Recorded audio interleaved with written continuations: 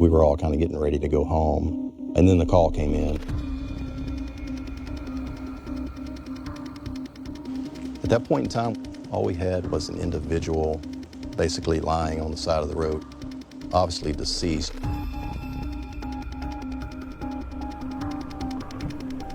This was a remote road way out in the middle of nowhere. Somebody specifically, purposefully had to come down this road and dump this body. The state of his body was in full rigor. He hadn't started decomposition. There were no bugs present on or around him. So it was fairly fresh. It was probably within 12 hours from the time he was killed.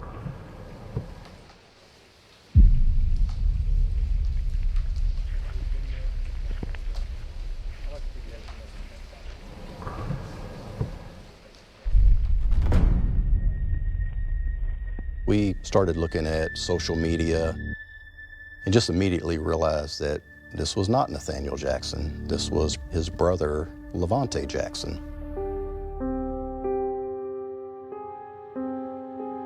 One of our mutual friends called me. I was at work, and he told me that Levante was gone, and it was really just kind of like a shell shock moment. Like, I didn't know what to say.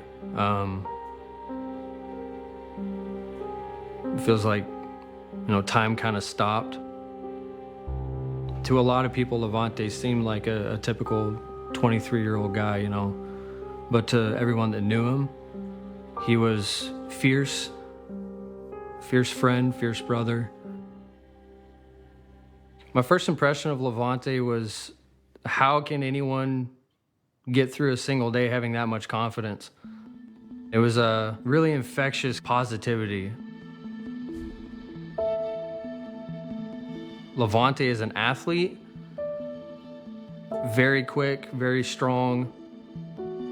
With football, if he had the ball in his hands and you found yourself in his path, chances are you were getting run over. I'd like people to remember Levante as a son, a brother, a friend, a father. He's got 2 daughters, a young man with everything ahead of him and everything to give to this world.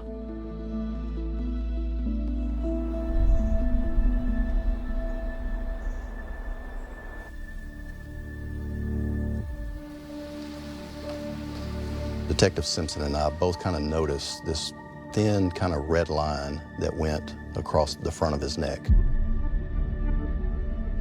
And we didn't see any other trauma. We got thinking that, okay, this is probably a strangulation case. He's got sandy dirt on top of his right foot. Top of his left foot is clean. One of the biggest things we notice is we're in the middle of a dirt road, but there's no mud on his socks. They look pretty clean. That was a huge red flag for us, which made us think that maybe he was dumped here.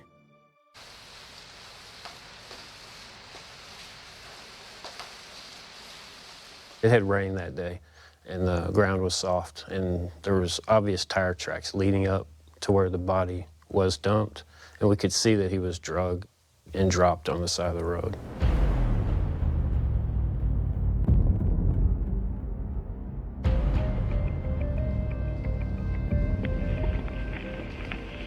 There's a pudding cup with fresh pudding on the ground that's not deteriorated very much. Pudding dries out after a while. We didn't know if it was related or not related at the time, but we went ahead and seized it.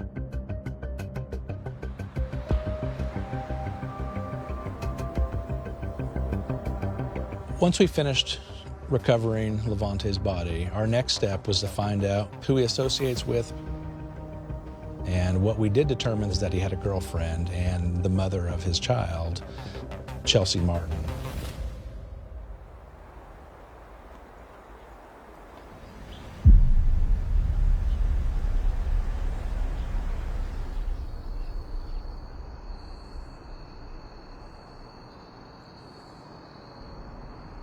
Once we got her in, I felt really good that she was not involved in his death whatsoever. She wanted us to do everything in our power to be able to try to catch the people that killed him. Chelsea started telling us he had been not running with the greatest crowd of people, so to speak, including this female named Lydia Riggs, basically pointing out that Levante had last been seen with Lydia.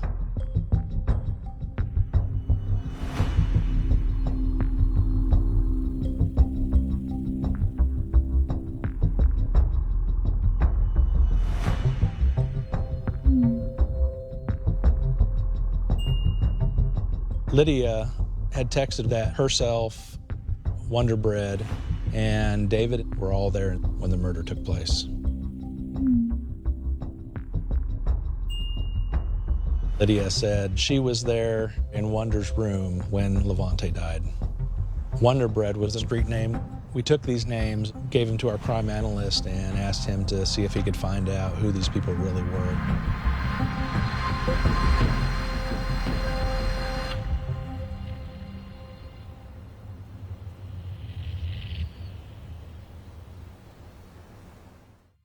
We learned that Zachary Whitcomb was a 19-year-old petty criminal. He had been in trouble for small stuff before. David Adair was a 26-year-old convicted felon with a history of violence.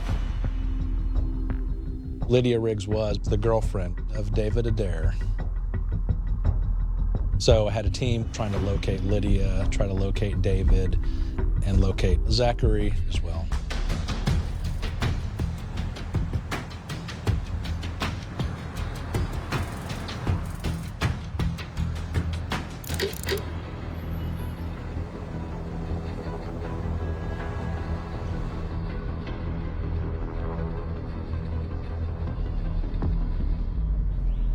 Our confidential source told us once they realized that Levante was dead, the suspects all began to panic.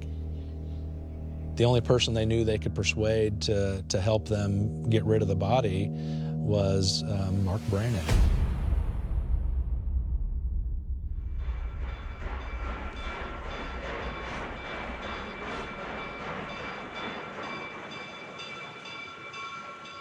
Mark kind of knew that I was investigating the death of Levante. He wanted to talk to me and kind of clear his name, I guess. We ended up meeting at a gas station not too far from the sheriff's office.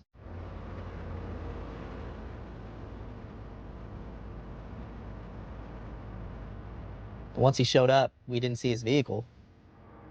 That was a huge red flag. And I think it was even a bigger red flag that he didn't want to talk about it.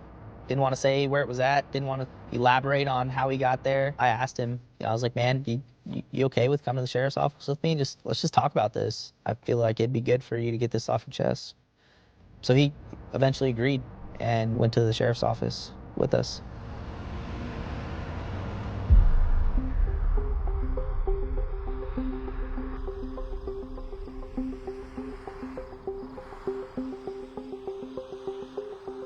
Just have a seat right there. Cool. Yeah. Just have a drink or something? Yeah, that'd be awesome. Okay. Give me 1 second. Okay? Anything. Give me 1 second.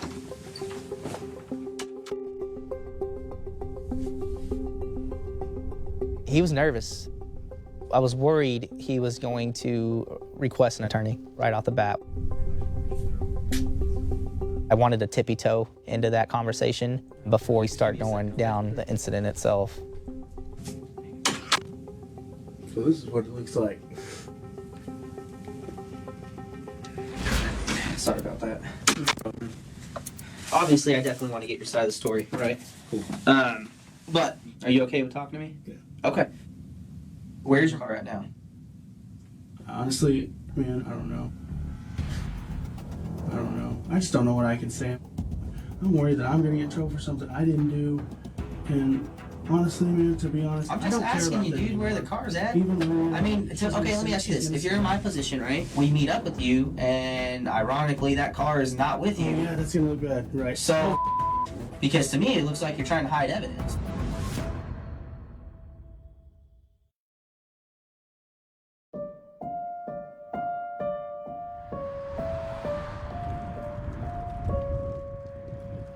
Levante's funeral was held at a small church, and it honestly kind of felt like the whole town showed up. It was an incredible turnout of people that cared very deeply for Levante. Levante could definitely get along with anyone. I can't tell you how many times I would think that he had known someone, like he had known them for years, but it would be his first time meeting them. He would go up and shake their hand or hug them, get them involved in the jokes or a pickup game of football or something. He loved people the same way, no matter you were related to him by blood.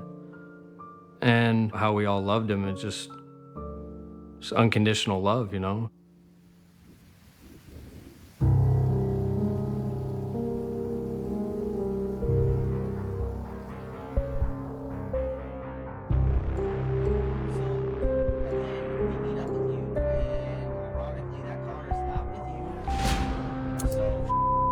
I'm asking you. I just wanted to be able to where have a the car ride, is you know? at. I just wanted to be able to have a ride when I got back, whenever you dropped me off. So where's the car It's at? behind IGA. Like, go ahead. You look at it all you want, because I didn't hide anything. Okay, I'll be right back. Okay.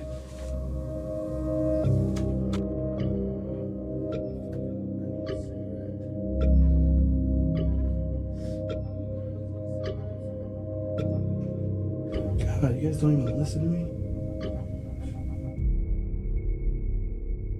After I got Mark's vehicle, we were able to identify his tires to tire impressions on the crime scene.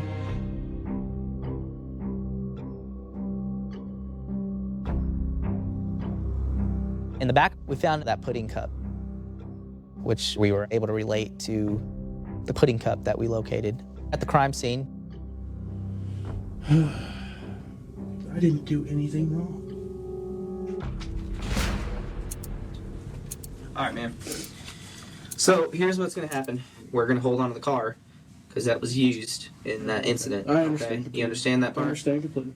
Let's just start from the beginning, and just kind of walk me through from the beginning and go from there. I'm always trying to help people, man. That's all I ever try to do. I mean that. Right. Like, from the bottom of my heart. That's all I ever try to do. Right. You can ask anybody. They called me and said, 911, we need help. We need help. We need you to take us into town, you know. Who called you? It was Wonder Bread. Wonder Bread called you? I don't even know his real name. I had met Wonder Bread maybe 2 weeks before. One time, I had met David the day before. Maybe 2 days before at the most. And I knew Lydia was there. And I wanted to protect her because I knew she didn't need to be around those people, man. And I knew it. And I didn't want her to get hurt. So what happened after you got there?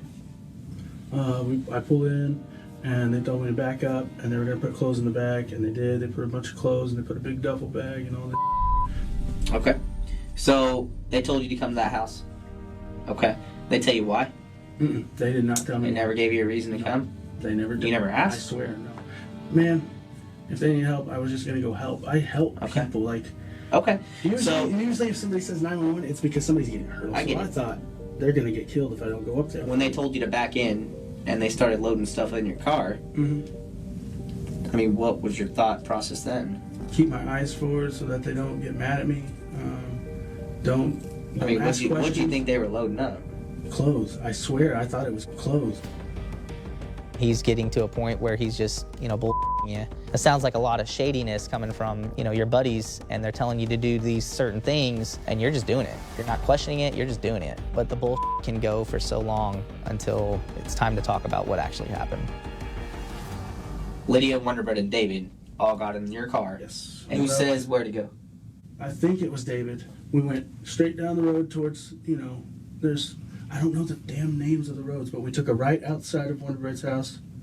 Then we went up. But at no point they told you where they were going? No, I swear, no. They did not. Until we passed a dirt road, did they even tell me that we were going to go down a dirt road. And until we were right there and said, hey, we're going to go for a walk. Stop the car. They didn't tell me anything, man. I swear to God. They got their stuff and they told me to go down, wait 5 minutes, and come back up. And so I went down. And I sat there with Lydia for a minute, just like calming her, like saying, everything's gonna be all right. Like, why are you crying? And she wouldn't tell me anything. So Lydia was crying in the car? Where were the other two? They were off with their bags. Okay. Like. So, whenever you're talking with Lydia, what did she tell you? Nothing. She didn't tell me anything about this. She said, I'm scared. And I thought she meant, I'm scared of them. Like, I'm scared of David and Wonder Bread and what they're going to do to me. Like, I started getting scared, man. I was like, what? like, what did they do? What did they do? Like, and I'm just scared. I'm scared that I'm gonna get in trouble for something I didn't even know what happened. Did they tell you they would meet you at the bottom, or how? No, they just said just come back in 5 minutes to where they were at. Okay, and then they got back in the car. Yep. I'm letting him talk, but in the back of my mind, I'm thinking this is a bunch of BS. He knew at that point what was in his car. I think he knew what they were doing. I wanted him to keep talking and venting, and that way, when I challenge him later, it's gonna come out. I did not get out of the car at all. I swear. I've never I seen just want to go back, man. They had the music cranked. That means don't listen. Okay. Don't listen to what we're saying. So I just want to go back, man. Whenever all this happened, what day was that? Dude, okay. So it's like, I can't really remember. You have your phone on you? Yeah, but it's dead. Damn it. Well, let me see it. We can charge it. That's okay. Here. It's not a big deal, dude. Okay. I'll tell you. Here, the best way this is gonna go down, dude, is if you're gonna be transparent with me, okay? Because I'm trying to be transparent with you, yes, sir. but right now I'm getting a lot of bull whenever you're telling me that your phone's It's dead. just the phone dead thing. I was tired of his bull. I guess is the best way to say it. I knew his phone wasn't dead. From that point on, I was done with him venting. So let's cut the bull, and why don't you be honest with me and tell me what happened? All right. That's exactly what I'm doing. It's just I don't want you to go through all of my stuff because I've got so many people on here. I know so many people, and like I said, I'm a nice guy. I don't want to incriminate anybody who doesn't need to be incriminated because they weren't even a part of anything. Like this is just like drug. I don't care about drugs. That's not what I'm concerned about. Okay, cool. That's what I need to do. All right. Thank you for that. I'm going down through, looking for it. Wonder Bread. That's what we need to find. Is it Wonder Bread? Can I see it? Can you show me? Yeah, Wonder Bread.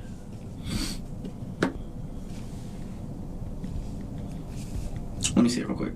Oh man. No, give me your phone now. Okay.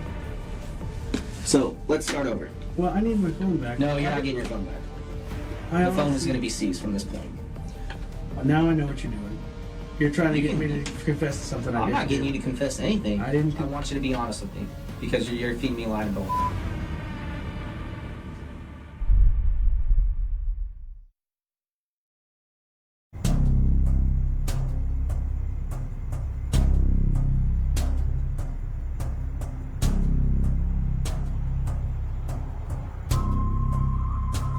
The only way I can help you is if you are very transparent with me and you're honest with me, okay? When did you realize that there was a body in the back of your car? The next day. I knew it somehow. I just knew. Did Lydia tell you? Nobody told me, dude. Nobody's told me this. Okay. Nobody's gonna straight out tell me that they committed a crime like that. So whenever we talk to Wonder Bread, Lydia, and David, none of them are gonna say that you knew nothing about any of that. If they do, they're lying, man. I didn't do anything wrong. Okay. From the bottom of my heart, I swear to God. With Brandon, it got to a point where he wanted to talk and and just feed these lies. So I think if I didn't put a stop to it, he would have just kept doing the same thing. All right, man. You're gonna be arrested, and you're gonna be charged with abuse of a corpse. Abuse of a corpse? What's that? Yeah. It means you had the chance to call 911, and you failed to do that. I really didn't. You told me the next day you knew there was a body in the back of your car. I get it, but the law is the law, man. I can't avoid that. Are you ready? All right, yep. Go ahead and stand up for me, sir. Gotcha. Go ahead and stand up. Yes, sir. May I get a drink? What you mean?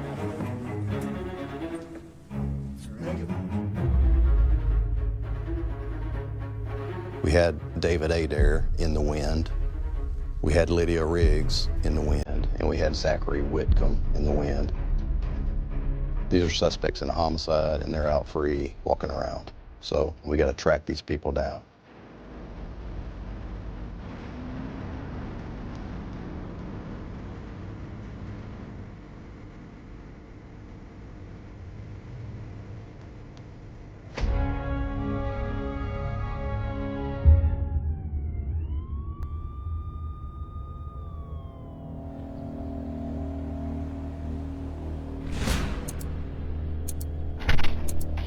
Zachary was so groggy and tired, probably coming down off of some type of drug. Zachary. So I kind of wanted to see how far I could get and how big of a hole he would dig himself into. Let's just go back from the beginning, kind of just the facts of what happened, what you saw, what you know. I had a bandana in my pocket, and David tells Levante, "Get my flag." And Levante gets up, so I stand up. And me and Levante start wrestling. David Adair told Levante to take Zachary's flag, which is his gang handkerchief. It's a sign of disrespect. Was Levante like straddled you on top of you, holding you down? Was he holding your arms down, or was he holding your face he down? was holding my arms. Okay. And then David hopped on, get him off. He just came around with a chokehold. And I started getting into panic and started squirming more, pushing us backwards off the bed. Okay. And then we all hit the floor. And that's when Barry started squeezing tighter. And Levante struggling more. What was Levante doing? Was he trying to pull his arm or anything? Yeah, he was kicking his feet, trying to make noise. Okay. So I sat on his feet. And then Lydia jumped on too to help quiet his feet because I was getting thrown around. We put a gag in his mouth so he couldn't scream. And Levante's? Mm-hmm. Okay. And then?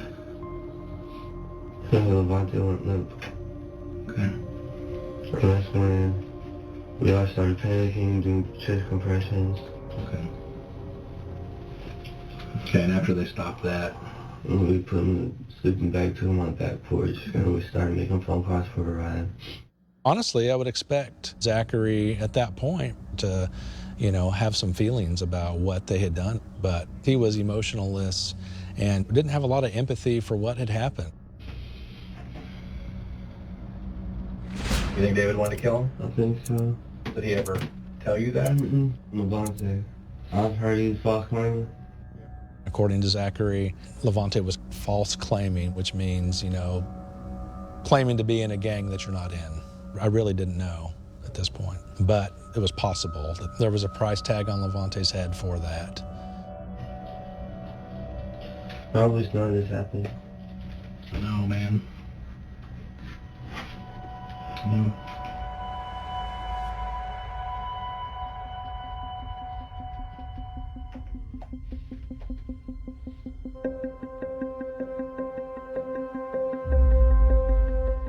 Now, we needed to move forward and go search for David and to go search for Lydia. The way we look at it is we're out to get justice for Levante. And we can't stop until we get these people arrested. This is priority number one.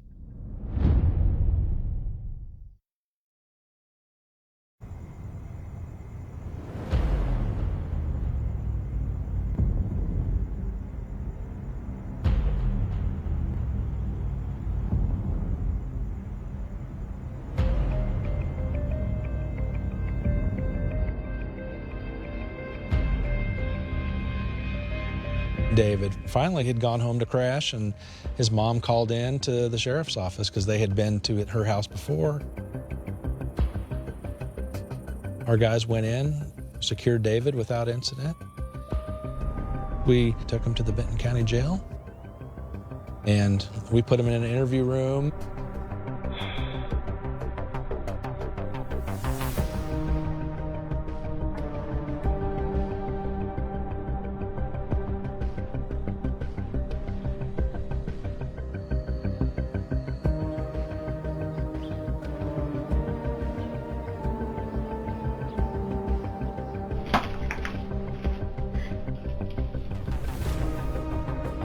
Between David and Lydia, David was going to be more of a challenge.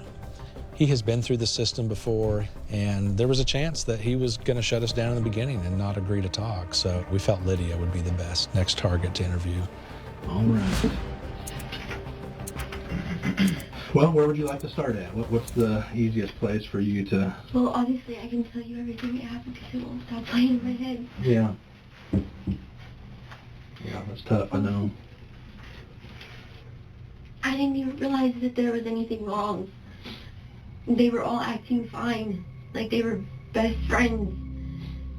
And then, like, David said something to me back, and him and Levante started wrestling around. And I was like, okay, it's just boys being boys. And then David jumped into it too. And it kept getting worse.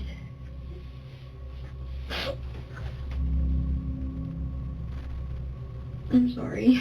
It's okay, there's tissues there if you need tissue. But after they put Levante in the floor, he started choking him out. And they kept saying, stop, stop, stop. And trying to get them to both stop, and they wouldn't. Did Winterbred do what David asked him to do? Would he tie his hands and feet with? Welded belts. He tied his hands and his feet, and they hog-tied him. And David just kept choking him. I wasn't big enough to get him to stop. Levante kept telling him to stop. And then Levante quit moving. And I tried to check his pulse, and it was really weak. I couldn't find my phone anywhere. And David untied him, and I tried to give Levante CPR, and it just wouldn't work. Lydia told us pretty much the same thing that Zachary did, except she played the victim. She acted like she was upset, like she was no part of it. She didn't look at us a lot whenever she would answer our questions. Like she'd kind of hide by that emotion. And it seemed like she always tried to minimize her involvement. But according to Zachary, Lydia held his feet down. She helped, and her part was just as big as Zachary's. Now it's time to put on a little bit of pressure and see what happens.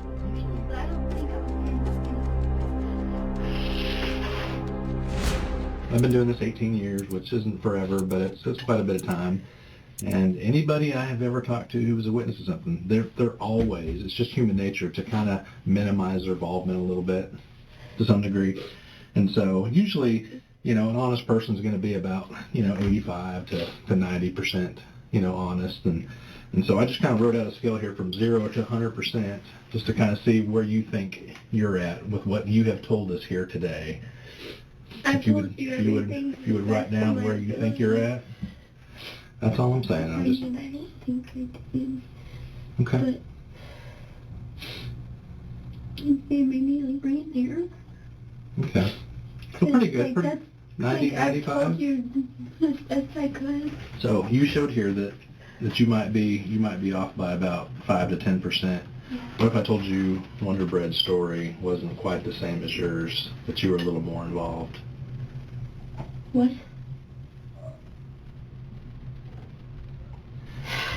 Damn him. He said I was more involved. He did. He's a liar. Okay. Oh. Well, listen, we just want to get to the truth. If you for a split second you decided to help him. Okay. A lot, and I just got shoved away. I tried to get him off of him. I did everything I could to stop it. I don't want to help that. Okay. That Just was cruel. for a second, did you help hold his legs down No. when he was kicking? No. Did you jump on and help? No. You did not. I didn't have anything to do with that. Lydia, you're acting like you're crying right now, but you're not really crying. Those are crocodile tears. I can't cry no more. My eyes are crying out the name. I've been crying since yesterday all Just be day. completely honest with us. I Just tell us the last little 5% that you haven't told us about.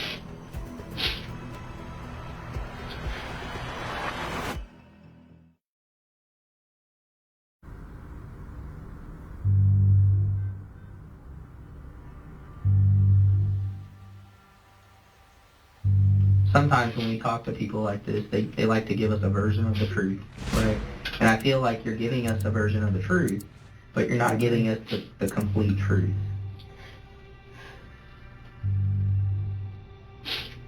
We want to understand, I promise you. I didn't help with anything. We know you helped with his legs. No, I didn't. We know what happened. We just need to hear. Hold his legs down. Did you sit on him? I put my knee on him and I was trying to get David off. That's what I did. Okay, so you held his legs down. Maybe not with your hands. Not on purpose. Is it something you did and you just regretted it?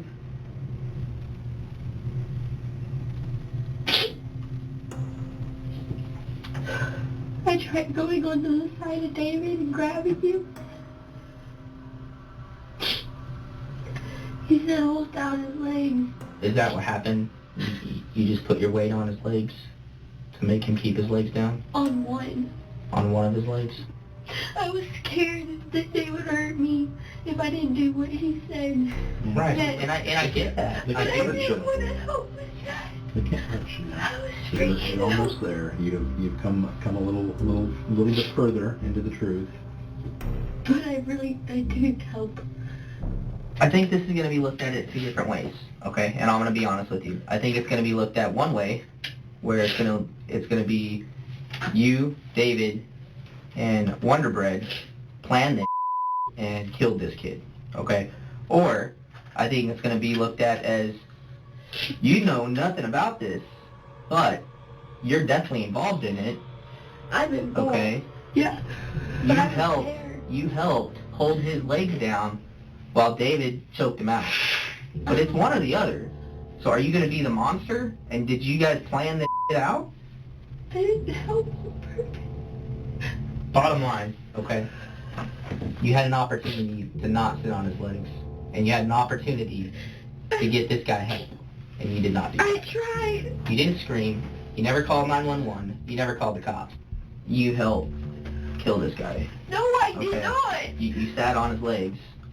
Okay, you may have not choked him and did what David did, but in the process of David choking him, you helped by sitting on his legs and not letting him move his body. For like 2-3 minutes. How long do you think it takes for somebody to be choked out? I don't know. It takes less than 2 to 3 minutes, I can tell you that.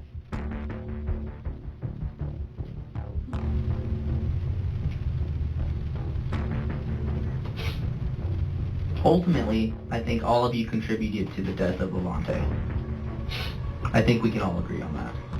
I guess you're right. Take a break. Okay. Give us a couple minutes, okay? When she makes a comment of her sitting on this guy's legs, that sealed the deal for me. I think everything kind of crumbled on her at that point. It was a little bit of a victory getting to that point for her to finally be honest with herself, and we got what we needed. Got the truth.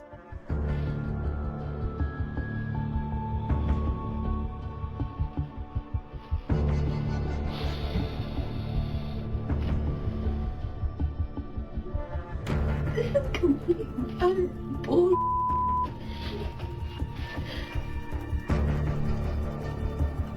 This interview with David, this isn't his first rodeo. He's been in and out of prison for many years. He's an alpha dog.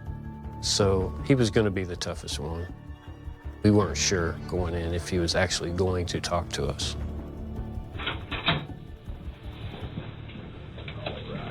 Sorry, it took so long, but yeah. Get a nap? Just been sitting here. So, again, I'm Detective Jeff Simpson. I work here from Benton County Sheriff's Office. It's Detective Connor. Here's what we do. We ask you questions where you want to give your side of the story. You know, we know a little bit about what's going on already. Got a pretty good idea.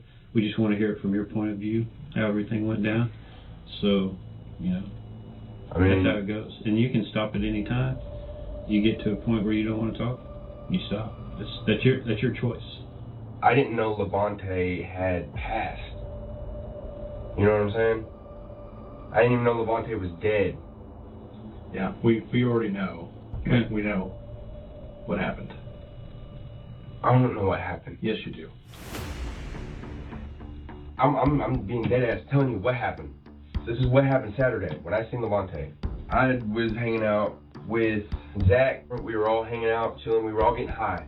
I wanted to leave. When I left Zach's, it was around 1, 2 in the morning, early AM Sunday morning. Okay. You just conveniently removed yourself from the exact time Levante was killed. If you're gonna talk truth, man, right? You better go back it up because you can't right now. Was it an accident? Maybe you guys were goofing off and you were high, got out of hand, panicked. We can understand that, man. But just straight up, I wasn't there. I happened to disappear at this exact time. That ain't flying, bro.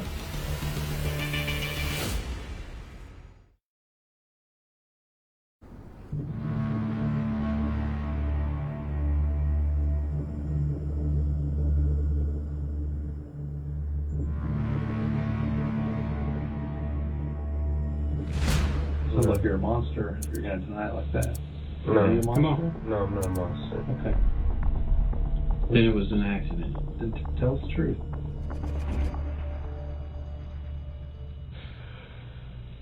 Did you wake up that morning and plan to go out there and murder Levante, or were you guys messing around high and something bad happened? Levante was my friend, dude. Levante was my That's friend, why bro. we think it might have been an accident, or you got out of hand. That's what we think. There ain't nothing to get out of hand with me and Levante. Me and Levante were close, man. I know. I believe you. I believe that part. I can see the emotion, but you got to be honest with us so we know what happened. You want to get it off your chest. I can see it. Look, man. Live, dude. Like, bro. Look, was it an accident? Did you go too far? Come on. What are you talking? He was like quivering and his eyes were getting really red. So I just grabbed my chair and moved it in on him at that point to box him in and, make contact with him. That's kind of when we went after him. Was it an accident? Did you go too far? You can hear yourself. Sorry, It's okay. listen to this. Accident, or did you plan this? You need to tell us. So what went down? Me, Lydia, and Zach, we were in the bedroom. We were all doing a bump.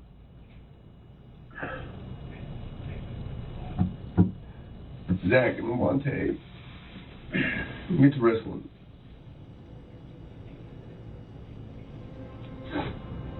And I don't know what the Zach wanted to do. Right. But he got to tie him up. But at some point you jumped in. I was trying to break him up. Okay. I grabbed Levante. Mm-hmm. And we fell on the floor. We falling on the floor. All right. Do you remember what Lydia was doing? She was sitting on the bed and then she jumped on him with us. Okay. All right. I was holding him and trying to break them two apart. Mm-hmm. And he passed. Choked out, whatever. Okay. So you went limp? Yeah. Okay. You choked him out. I choked him out. I choked him out. I had no intentions on killing nobody. I feel in my heart I didn't kill anybody. Mm-hmm. This is a up situation. Levante died, bro. He's gone. Yeah, he's dead.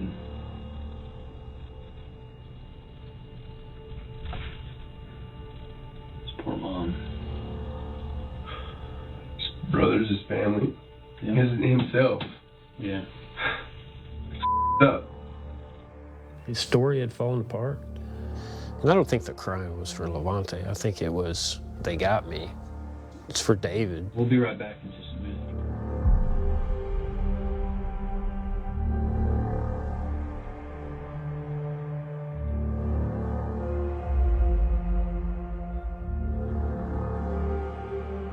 We had overwhelming evidence and confessions. The confessions are one thing, but also we were able to back it up with evidence. Having the car, the tire tread, the snack pack pudding cup, in and outside the car. This made for a very tight case, and everything kind of just came together.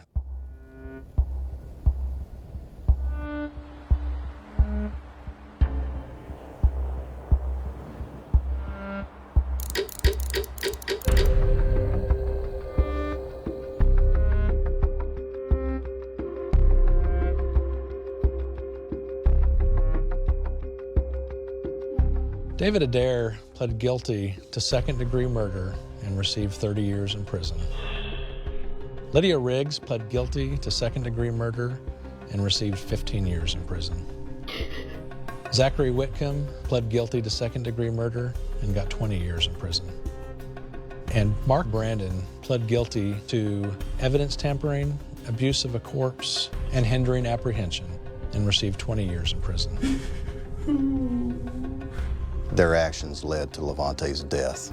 They stuffed him in a sleeping bag, and they disposed of him like a piece of trash. They took a life that they didn't need to. They're all exactly where they need to be, in prison. We got justice for Levante's family. The worst thing we can do when we lose someone is not talk about them. It's how you keep people that you love with you. I've never met someone that loved as hard as he loved. If he loved you, he didn't love you halfway. He loved you all the way. I miss everything about him.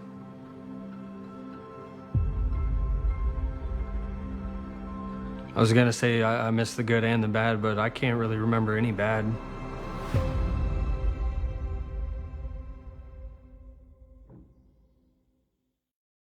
The murder of April Tinsley. There are crimes that shake a neighborhood. There are crimes that haunt a city. And then there are crimes so cruel, so impossible to forget, that decades pass, generations grow up, streets change, houses are rebuilt, children become parents, detectives retire, and still the question refuses to disappear. Who did it? For 46 years, that question echoed through Fort Wayne, Indiana. Every birthday that never came. Every missing smile preserved in fading family photographs. Every unopened chapter of a little girl's life. The case became more than an investigation. It became a wound. A reminder that somewhere, hidden in plain sight, someone had carried one of Indiana's darkest secrets for nearly half a century. And all that time, the answer had been waiting inside a few microscopic strands of DNA. Before the science existed. Before databases connected strangers across the country. Before anyone imagined genealogy could identify a killer who believed time had erased every trace of his crime. But none of that was known in the spring of 1988. Back then, Fort Wayne was a city where children still rode bicycles through quiet neighborhoods, where parents expected their sons and daughters to return home before dinner, where ordinary afternoons rarely turned into nightmares. On Friday, April 1st, 1988, 8-year-old April Marie Tinsley spent the day enjoying the beginning of spring break. She was energetic, friendly, known by family and neighbors as a child who loved to play outside. Nothing about that day suggested history was about to remember her name. At some point during the afternoon, April left her home to visit friends only a short distance away. It was a familiar route, a safe neighborhood, the kind of place where children knew every sidewalk and every driveway. When she failed to return home, concern quickly spread. Family members searched nearby streets. Neighbors joined the effort. The calls became louder. The blocks became wider. Soon, police were notified. Hours turned into desperate uncertainty. For every missing child investigation, there is a critical period when hope fights against fear. Detectives began looking for any witness, any vehicle, any unfamiliar face, any small detail capable of explaining where an 8-year-old girl had disappeared. Nothing. No confirmed sightings. No immediate suspects. No obvious direction. The silence itself became terrifying. The following day, Saturday, April 2nd, search efforts intensified. Volunteers gathered. Law enforcement expanded the search area. Families throughout the community watched anxiously, hoping the little girl would simply be found frightened but alive. Instead, the nightmare arrived. April's body was discovered in a rural ditch in neighboring DeKalb County, approximately 20 miles from where she had vanished. The discovery transformed a missing child investigation into one of the most disturbing homicide cases Indiana had ever faced. Investigators immediately secured the scene. Every footprint mattered. Every tire impression mattered. Every fiber. Every blade of grass. Every possibility. The location suggested transportation. Whoever committed the crime had removed April from the neighborhood, driven miles away, and abandoned her body in an isolated area. That realization changed everything. This was no accident. This was deliberate, methodical, calculated. Autopsy findings confirmed investigators were dealing with a violent homicide. Authorities withheld many details from the public to protect the integrity of the investigation, a decision that would remain significant for decades.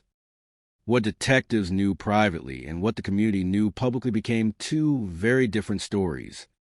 Police interviewed relatives, friends, neighbors, school personnel, anyone who might have crossed paths with April during her final afternoon. Tips poured in. Hundreds became thousands. Every telephone call generated another possibility. Every possibility demanded another interview.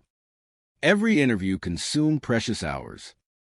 Yet the investigation continued to circle the same unbearable conclusion.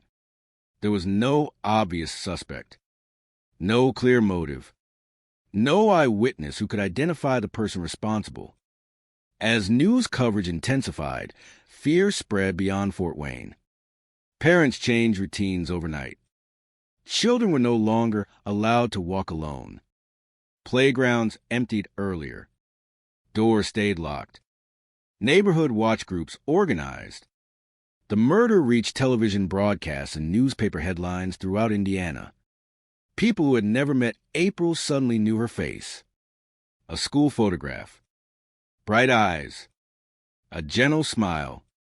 The image stood in painful contrast to the brutality of the crime investigators were struggling to solve. Law enforcement agencies coordinated resources. Evidence was examined repeatedly.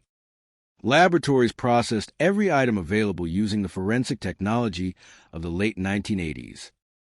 Compared to modern capabilities, investigators were working with remarkably limited scientific tools. DNA profiling existed only in its infancy. Many techniques that detectives rely upon today simply did not exist. Evidence that might one day solve the case could only be preserved and stored. Not fully understood. Not fully utilized. The investigation moved forward through traditional detective work. Interviews. Background checks. Canvassing neighborhoods. Reviewing offender records. Comparing known sex offenders. Checking vehicle registrations. Following every lead no matter how unlikely it seemed. Weeks passed. Then months. The case refused to yield. Then, something happened that transformed an already horrifying murder into something even more disturbing.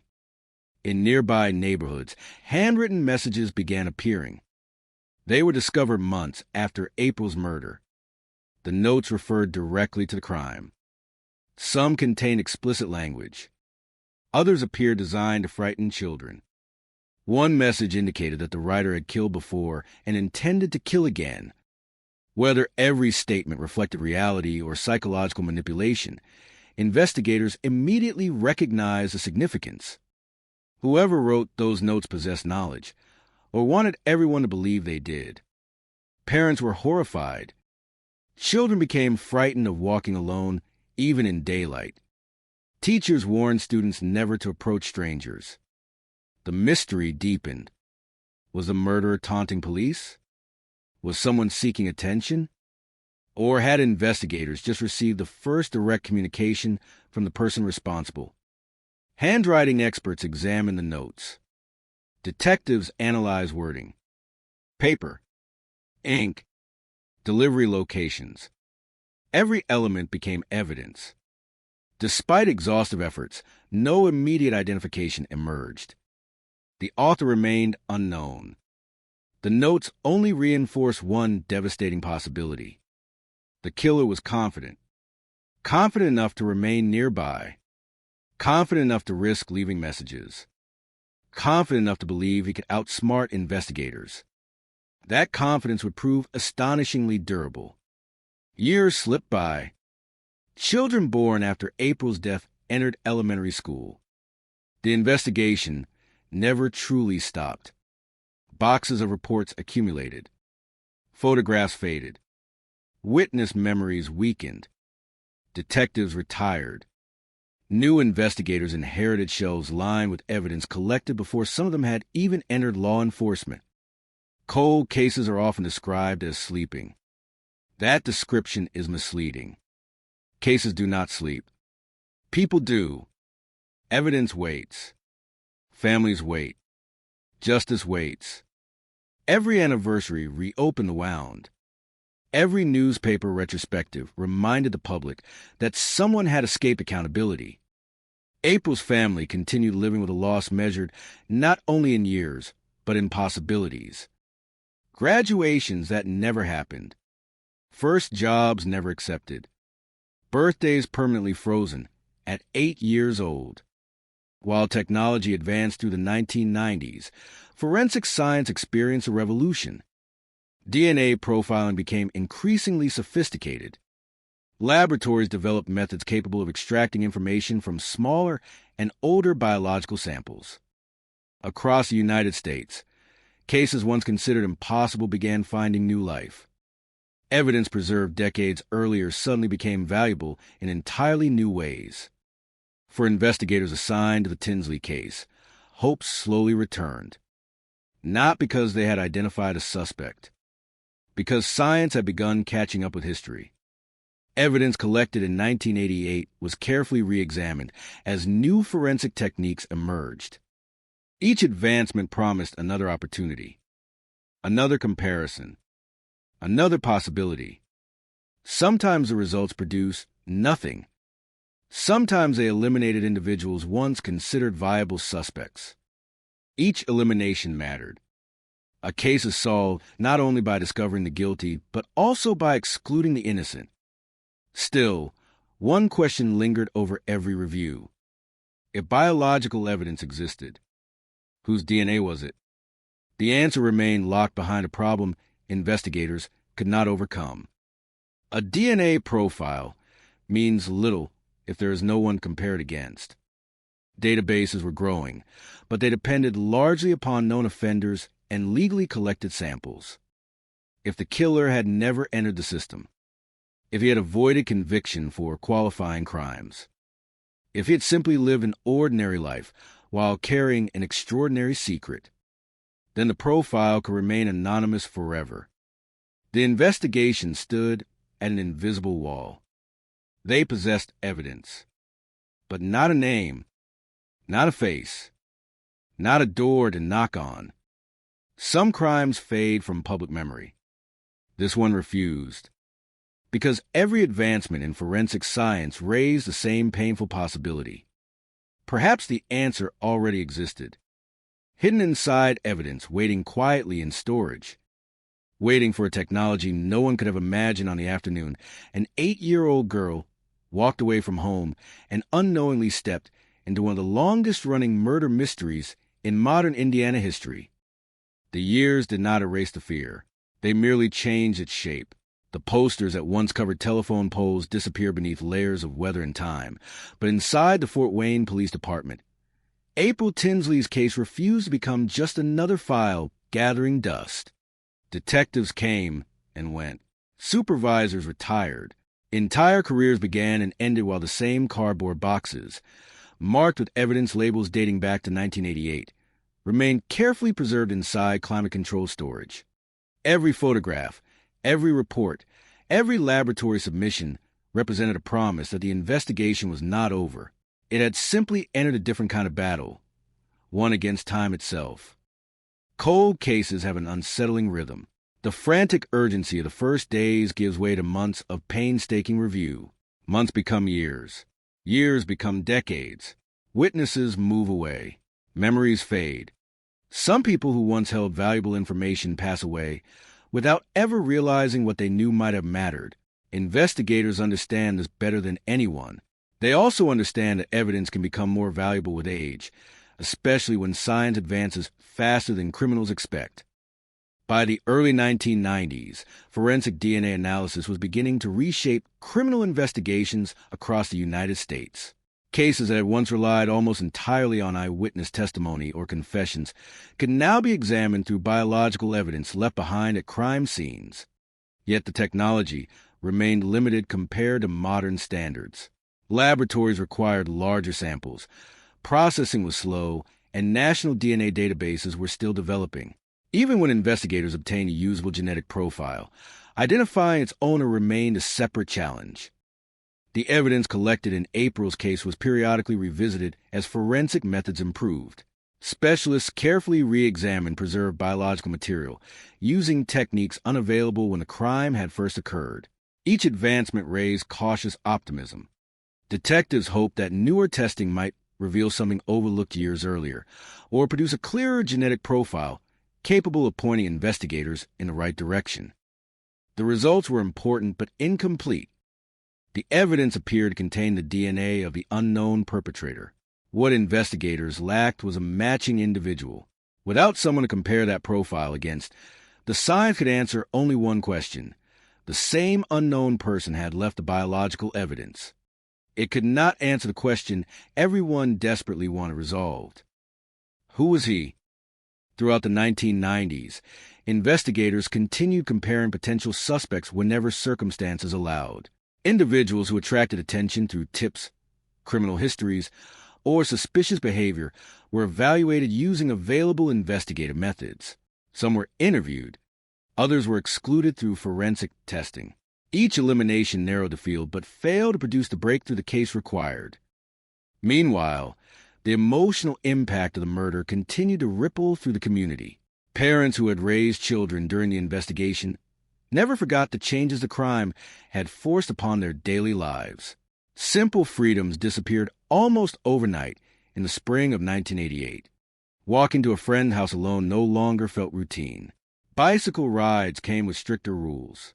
Neighborhood trust had been permanently altered by the knowledge that one violent offender had slipped through every safeguard. For April's family, the passage of time brought no true closure. Every milestone became another reminder of what had been stolen. Birthdays passed quietly. Holidays carried an empty place that no celebration could fill. Public attention inevitably shifted toward newer tragedies. But for those closest to the victim, the calendar never moved beyond that weekend in April. Law enforcement agencies understood that families often measure investigations differently than detectives do. An active case is defined not by headlines but by continued effort. Even when no public announcements are made, evidence may still be undergoing analysis, new technologies may be evaluated, and investigators may be revisiting reports written decades earlier. The absence of visible progress does not necessarily mean a case has been abandoned. Still, frustration grew. Every advance in forensic science seemed to promise answers just beyond reach. The national DNA database expanded. More convicted offenders were required to submit samples. Laboratories improved their ability to recover profiles from older evidence. Success stories emerged from across the country as long unsolved murders were suddenly linked to offenders through biological evidence. Families who had waited 20 or 30 years finally received long-awaited answers. Each solved cold case generated renewed hope in Fort Wayne. Could April's investigation be next? Detectives repeatedly asked the same question whenever new forensic techniques became available. Evidence was reviewed. Procedures were updated. Outside laboratories were consulted when appropriate. The case remained one of the department's highest-profile unsolved homicides, ensuring that it continued receiving attention despite the passage of decades. The handwritten messages discovered after the murder also remained a significant component of the investigation. Authorities had long believed the notes warranted careful examination because of their apparent references to the crime. Investigators analyzed the language, the locations where the notes appeared, and the possibility that the writer possessed knowledge unavailable to the general public. Whether the author was a killer or someone attempting to insert himself into the investigation remained a question detectives approached with caution. Publicly released information was deliberately limited, both to preserve investigative integrity and to avoid encouraging false confessions or misleading claims. As years passed, another challenge emerged. Advances in communication transformed the way cold cases were discussed. Television documentaries, newspaper retrospectives, and later internet forums introduced the investigation to entirely new audiences. Fresh tips continued arriving from people who believed they recognized a detail or remembered an old conversation. Detectives evaluated each lead according to available evidence, understanding that genuine breakthroughs sometimes emerge from unexpected sources, while many others ultimately prove unrelated. The volume of information became both an opportunity and a burden. Thousands of pages of reports documented interviews conducted over decades. Every new detective assigned to the case inherited not only physical evidence, but also an immense investigative history. Understanding what had already been explored required patience and meticulous organization. The smallest overlooked connection could prove significant. Equally important was avoiding the repetition of investigative paths that had already been thoroughly exhausted. Despite every obstacle, one fact steadily gained importance. The biological evidence had survived.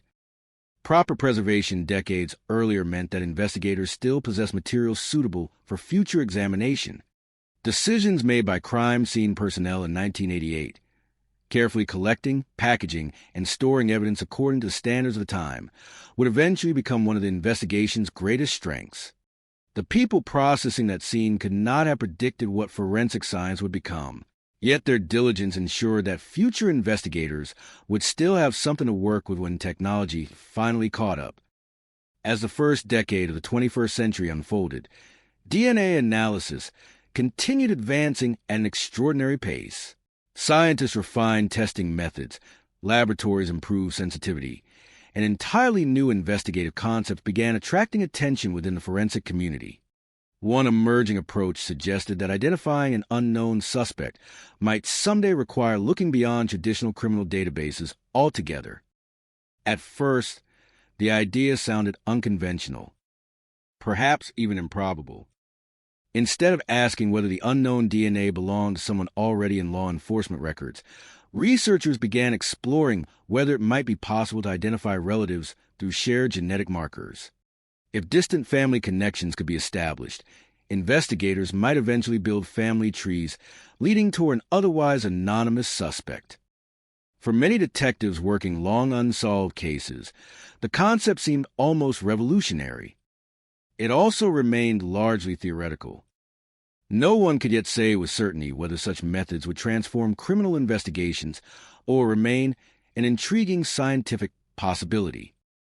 But inside the evidence vault, the DNA recovered decades earlier waited silently, unchanged by the years. It carried the same genetic code it had always contained. The science surrounding it, however, was beginning to change forever. The idea seemed almost too ambitious to be practical. For decades, detectives had worked within familiar boundaries. They compared fingerprints against existing records. They checked DNA against convicted offenders whose profiles had been entered into law enforcement databases. If no match appeared, the investigation often reached another dead end. The evidence remained real. The offender remained anonymous. By the early 2010s, however, a quiet transformation was unfolding inside forensic laboratories and investigative units across the United States. It was driven not by dramatic breakthroughs in interrogation rooms or anonymous informants stepping forward at the last minute, but by advances in genetics, computing power, and the rapidly expanding field of consumer DNA testing. Millions of people were voluntarily submitting their DNA to learn about their ancestry. Most were searching for family history. Some hoped to locate distant relatives. Others simply wanted to understand where their ancestors had come from. Few imagined that the same technology could eventually become one of the most powerful investigative tools in modern criminal justice. Detectives following the April Tinsley case watched these developments with cautious optimism. They understood both the promise and the limitations. Genetic genealogy was still an emerging discipline. Legal procedures were evolving. Technical standards continued to develop. Even if the preserved DNA from the crime scene could generate a suitable profile, there was no guarantee it would lead anywhere. A family connection is not a suspect. It is only a beginning. Investigators would still need traditional police work, documents, interviews, timelines, records, corroborating evidence, to move from a distant relative to the individual responsible. The challenge remained immense. Some family trees stretched across multiple states. Generations branched into hundreds, sometimes thousands, of descendants. Every branch required careful examination. Every conclusion demanded independent verification. Meanwhile, the Fort Wayne Police Department continued treating the investigation as an active homicide. Detectives revisited evidence inventories, reviewed historical reports, and reassessed investigative decisions made years earlier. Fresh eyes often notice details that become invisible after decades of familiarity. A sentence in an old interview, a map with overlooked annotations, a witness statement once considered insignificant. Cold case work rarely produces dramatic moments. More often, it consists of disciplined repetition. Reading, comparing, verifying, questioning assumptions. The investigation had already survived multiple generations of detectives. Each team inherited not only the evidence, but also the responsibility to challenge earlier conclusions when new science justified doing so. Across the country, long unsolved cases were beginning to fall one after another. Some had remained mysteries for 30 years, others for 40.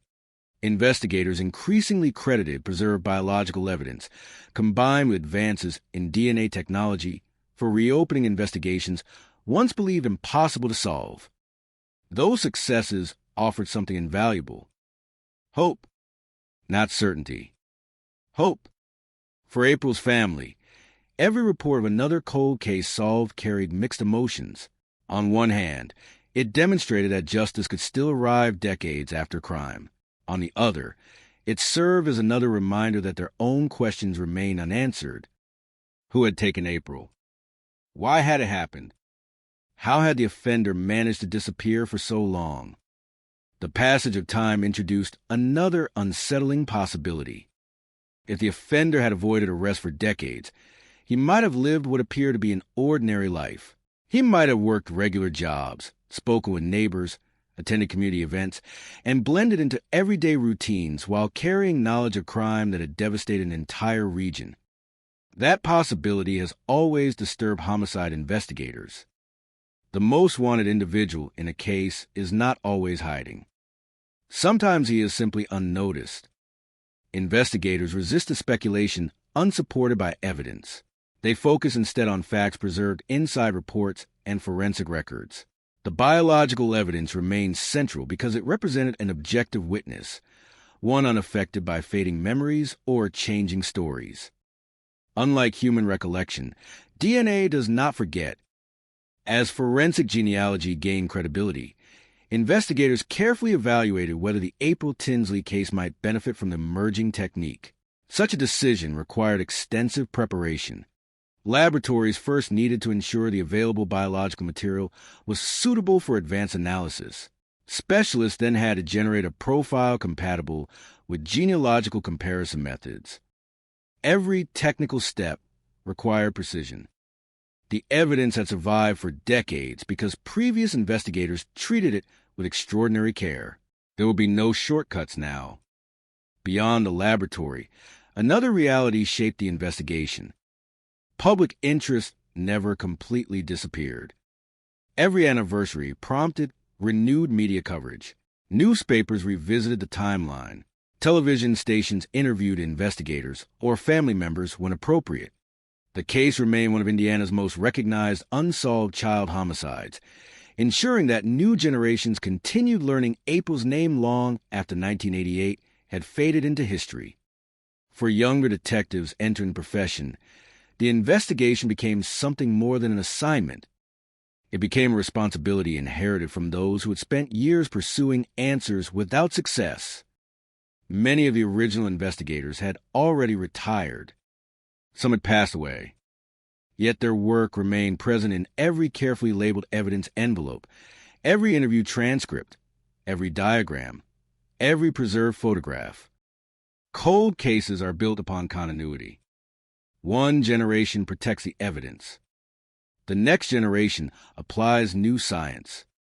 Eventually, if persistence and technology align, justice may finally catch up with history.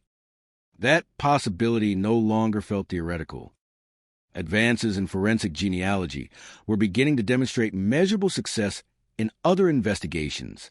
Cases once considered permanently unsolved suddenly produced viable investigative leads. Detectives around the country watched closely, recognizing that an entirely new chapter in criminal investigation was unfolding. Still, every case presented unique challenges. No investigative method guarantees success. Family trees can be incomplete. Records may contain errors. Genetic relationships often require painstaking reconstruction using birth certificates, census documents, marriage records, obituaries, and countless historical archives. The process resembles assembling a massive puzzle with many missing pieces. Yet, unlike anonymous DNA profiles sitting inside traditional databases, genealogy offered something investigators had never possessed before: direction. Instead of waiting indefinitely for a direct match, detectives could begin moving gradually toward an unknown individual through documented family connections. For the April Tinsley investigation, that subtle shift carried enormous significance. After decades of asking whether the unknown DNA belonged to someone already identified by law enforcement, investigators could finally begin asking a different question. Who were this person's relatives? Somewhere within that answer might lie the identity that had remained hidden since 1988. The evidence had waited patiently. Now, for the first time in decades, it appeared that science was finally ready to ask the right questions. The investigation entered a phase unlike anything the original detectives could have imagined in 1988. The evidence itself had not changed. The reports remained the same. The photographs still captured the same silent scenes. What had changed was a question investigators were now able to ask. Instead of searching for a name already sitting inside a criminal database, they began searching for a family. Somewhere beyond the unknown DNA profile, there could be cousins, distant relatives, branches extending across generations, people who had committed no crime and knew nothing about the investigation, yet whose publicly available genetic information might provide the first meaningful direction in nearly 3 decades. This was no longer a matter of waiting. It was a matter of reconstruction. Specialists worked methodically, combining genetic analysis with historical records, birth certificates, marriage licenses, census information, obituaries, newspaper archives, public documents that, on their own, revealed very little. Together, they began forming intricate family trees stretching backward through time before branching outward into hundreds of descendants. The work demanded extraordinary patience. Every incorrect assumption could send investigators down the wrong path. Every missing record had to be accounted for. Every relationship required independent verification. Unlike television dramas, no computer instantly identified a suspect. There were no flashing alerts. No dramatic countdown. Only careful analysis performed over weeks and months. As investigators narrowed possible family lines, traditional detective work resumed its familiar role. Geography mattered. Age mattered. Employment history mattered. Opportunities to have been in northeastern Indiana during the late 1980s mattered. Every candidate emerging from the genealogical research had to be measured against established facts already contained within the case file. The science pointed toward possibilities. The investigation had to determine which possibility fit reality. Detectives remained cautious throughout the process. Genealogy was an investigative lead, not courtroom evidence establishing guilt by itself. Any eventual suspect would require additional corroboration through lawful investigative methods before authorities could consider making an arrest. The integrity of the case depended on that distinction. For nearly 30 years, the investigation had resisted shortcuts. It would not begin taking them now. Within the department, optimism grew quietly. Investigators understood how easily hope could dissolve into disappointment. Earlier technological advances had produced promising developments that ultimately failed to identify the unknown offender. Experience had taught them restraint. Yet something felt different. For the first time in decades, the evidence was not merely excluding suspects. It was guiding investigators toward one. As genealogical analysis continued, detectives gradually reduced an enormous network of relatives into a much smaller group of individuals whose ages, family histories, and locations warranted closer examination. Public records were reviewed with increasing precision. Employment histories were checked where appropriate. Residential addresses from previous decades were compared with known locations relevant to the investigation. The process resembled assembling thousands of scattered pieces into a single coherent picture.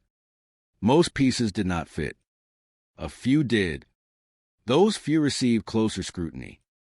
Investigators avoided drawing conclusions before the evidence justified them. Every promising lead had to withstand the same rigorous examination applied throughout the history of the case. Assumptions were challenged. Timelines were verified. Independent investigators reviewed findings to ensure that enthusiasm did not replace objectivity. Meanwhile, outside police headquarters, everyday life continued. Few members of the public realized that one of Indiana's most enduring cold cases was quietly approaching a turning point. There were no press conferences announcing the progress. No headlines declaring that investigators were close. Confidentiality was essential. Premature disclosure could compromise the investigation, allure a potential suspect, or jeopardize future evidence collection. Patience remained the investigator's greatest ally. As the pool of potential candidates narrowed, attention increasingly focused on one individual whose documented history appeared consistent with multiple investigative criteria. Detectives intensified their background review while carefully planning the next steps. Even then, they understood that genealogy alone was insufficient. One final comparison remained necessary. The biological evidence recovered in 1988 had to be matched directly to the individual under investigation through a lawfully obtained DNA sample. Without that confirmation, decades of work would remain incomplete. The investigation now stood at a threshold unimaginable to those who had first responded to April Tinsley's disappearance. 30 years earlier, detectives had preserved evidence believing future science might someday reveal its secrets. That decision had carried the case across generations. Now, the possibility of identifying the unknown man behind the DNA no longer belonged to science fiction. It belonged to careful police work, advancing technology, and the determination of investigators who had refused to let one little girl's name disappear into history. The next step would require absolute precision. If investigators were right, decades of silence were about to confront the one thing that had remained beyond reach since the spring of 1988. A name. And once that name was supported by admissible evidence, one of Indiana's longest-running homicide investigations could finally move from asking who committed the crime to proving it in a court of law. By 2018, the investigation had reached a point that earlier generations of detectives could scarcely have imagined. Nearly 3 decades had passed since April Tinsley was taken from her neighborhood. Thousands of leads had been pursued. Countless interviews had been conducted. Advances in forensic science had transformed what investigators could learn from preserved biological evidence. Now, all of those years of persistence converged on a single objective: confirmation. The genealogical analysis had provided investigators with a promising direction, but experienced detectives understood the difference between an investigative lead and admissible evidence. Before anyone could be accused, the unknown DNA recovered from the crime scene had to be compared directly to a DNA sample that could legally be attributed to the person under investigation. That final step demanded patience. It also demanded discretion. Detectives could not simply knock on a door and request a DNA sample without carefully considering the legal and investigative consequences. Revealing the existence of the investigation too early might compromise months of work. If the individual realized he had become the focus of renewed attention, he could alter his routine, destroy potential evidence, or complicate surveillance efforts. The investigation therefore entered one of its quietest, but most critical phases. Investigators observed. They documented. They waited. Surveillance teams sought opportunities to obtain a discarded DNA sample through lawful means. Like many modern investigations, the strategy relied on a well-established principle. Once an individual voluntarily abandons an item in a public place, that item may, under appropriate legal circumstances, become available for forensic examination. The approach required extraordinary attention to detail. Every observation had to be carefully documented. Every recovered item had to be handled according to strict evidentiary procedures. Every link in the chain of custody needed to remain intact. There could be no uncertainty, no shortcuts, no room for error. While investigators quietly monitored the suspect's daily routine, the man himself appeared to continue living an ordinary life. To neighbors and acquaintances, nothing publicly suggested that one of the nation's longest-running child murder investigations had narrowed its focus in his direction. That contrast is one of the most unsettling aspects of many cold cases. For years, sometimes decades, the lives of investigators and victims' families revolve around unanswered questions. The suspect, meanwhile, may appear to move forward. Ordinary routines, ordinary conversations, ordinary days. Yet beneath that appearance, investigators believe the preserved biological evidence from 1988 still carried the truth. Eventually, detectives obtained a discarded item believed capable of yielding DNA suitable for comparison.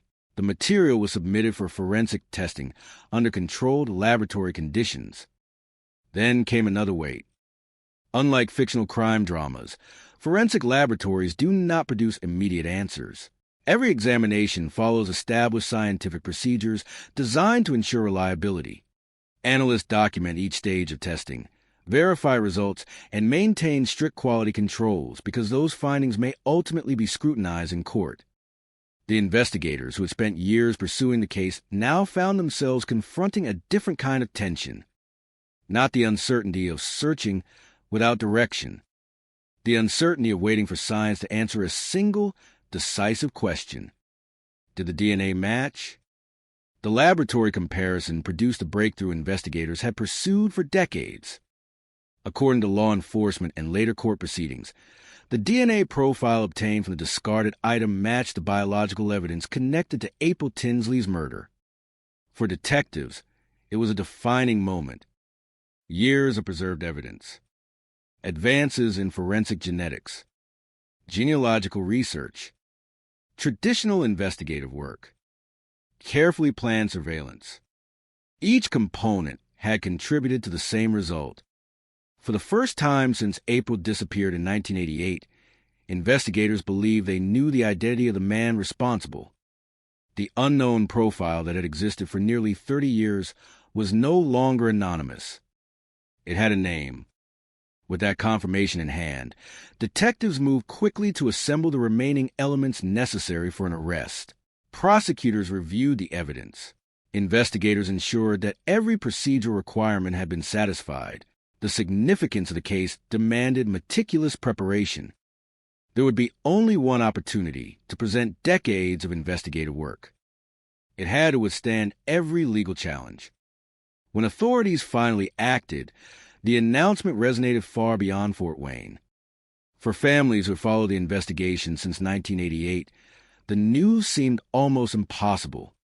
A case that had survived an entire generation. A mystery that had appeared destined to remain unsolved. Now, because preserved evidence met modern forensic science, investigators had identified a suspect nearly 30 years after crime. The development drew national attention.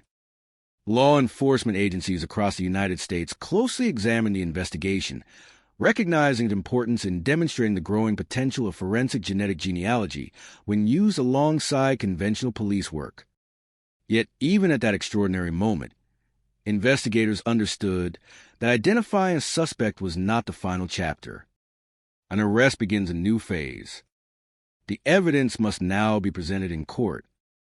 Every scientific finding must withstand legal scrutiny. Every investigative decision may be examined in detail.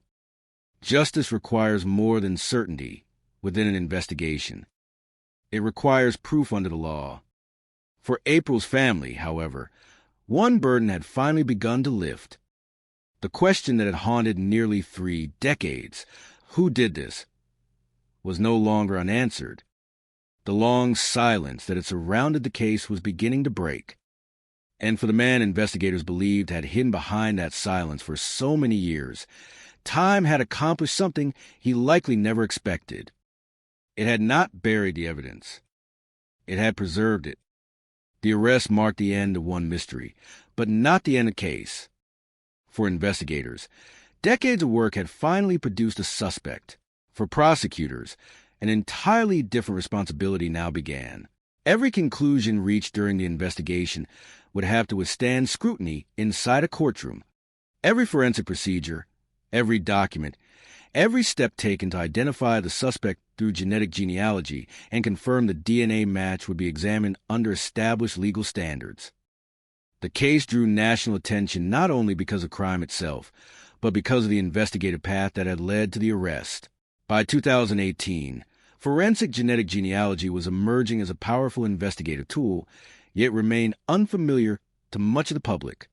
The April Tinsley investigation became one of the most closely watched examples of how preserved biological evidence, combined with advancing science and traditional detective work, could revive a homicide that had remained unsolved for nearly 30 years. Authorities publicly explained that genealogy had not replaced conventional investigation. It had guided it. The family tree research provided detectives with a direction, but the decisive evidence came from the direct DNA comparison that followed. That distinction remained important throughout the legal proceedings. The investigation had not relied upon speculation or probability alone. Detectives had pursued corroboration through established forensic methods before making an arrest. As details became public, many people who had followed the case since 1988 struggled to comprehend how dramatically criminal investigations had changed. The evidence preserved decades earlier had remained scientifically valuable long after the original detectives completed their work. Decisions made at the crime scene to carefully collect, package, and preserve biological material had ultimately allowed future investigators to apply technologies that did not yet exist at the time of the murder. It was a powerful reminder that successful investigations often span generations. The officers who first responded to April's disappearance could not have predicted the tools that would become available decades later. The forensic scientists who later analyzed the evidence depended upon the care exercised by those original investigators. The detectives who ultimately solved the case built upon thousands of hours of work performed by colleagues who had long since retired. Cold case investigations are rarely the achievement of one individual. They are the cumulative effort of many. Each generation carries the investigation a little farther than the last. As court proceedings move forward, April's family faced another difficult reality familiar to many families of homicide victims. An arrest does not erase loss. It does not restore birthdays that never arrived, holidays forever change, or the years spent living with uncertainty. What it can provide is an answer to questions that have remained unresolved for decades. For nearly 30 years, one question had overshadowed every anniversary. Who was responsible? Now, the criminal justice system turned toward another question. How would accountability be established under the law? The proceedings would ultimately conclude without a trial after the defendant entered guilty pleas to charges related to April Tinsley's murder.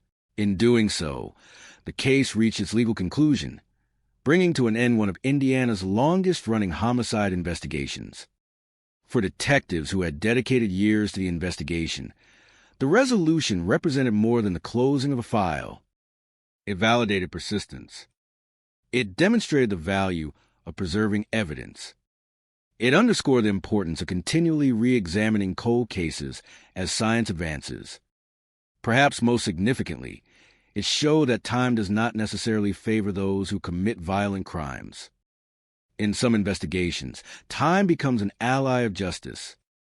As forensic technology continues to evolve, evidence once considered insufficient may acquire entirely new significance. Cases that once depended solely upon eyewitness testimony can benefit from advances in DNA analysis, digital reconstruction, or other scientific developments unavailable when the crimes occurred. The April Tinsley investigation stands as an example of that evolution, not because technology solved the case alone, but because technology and patient investigative work advanced together. Neither would likely have succeeded without the other. Long after the headlines faded, the case continued influencing discussions within law enforcement agencies, forensic laboratories, and legal communities across the United States. Investigators studying cold cases increasingly viewed preserved biological evidence through a different lens.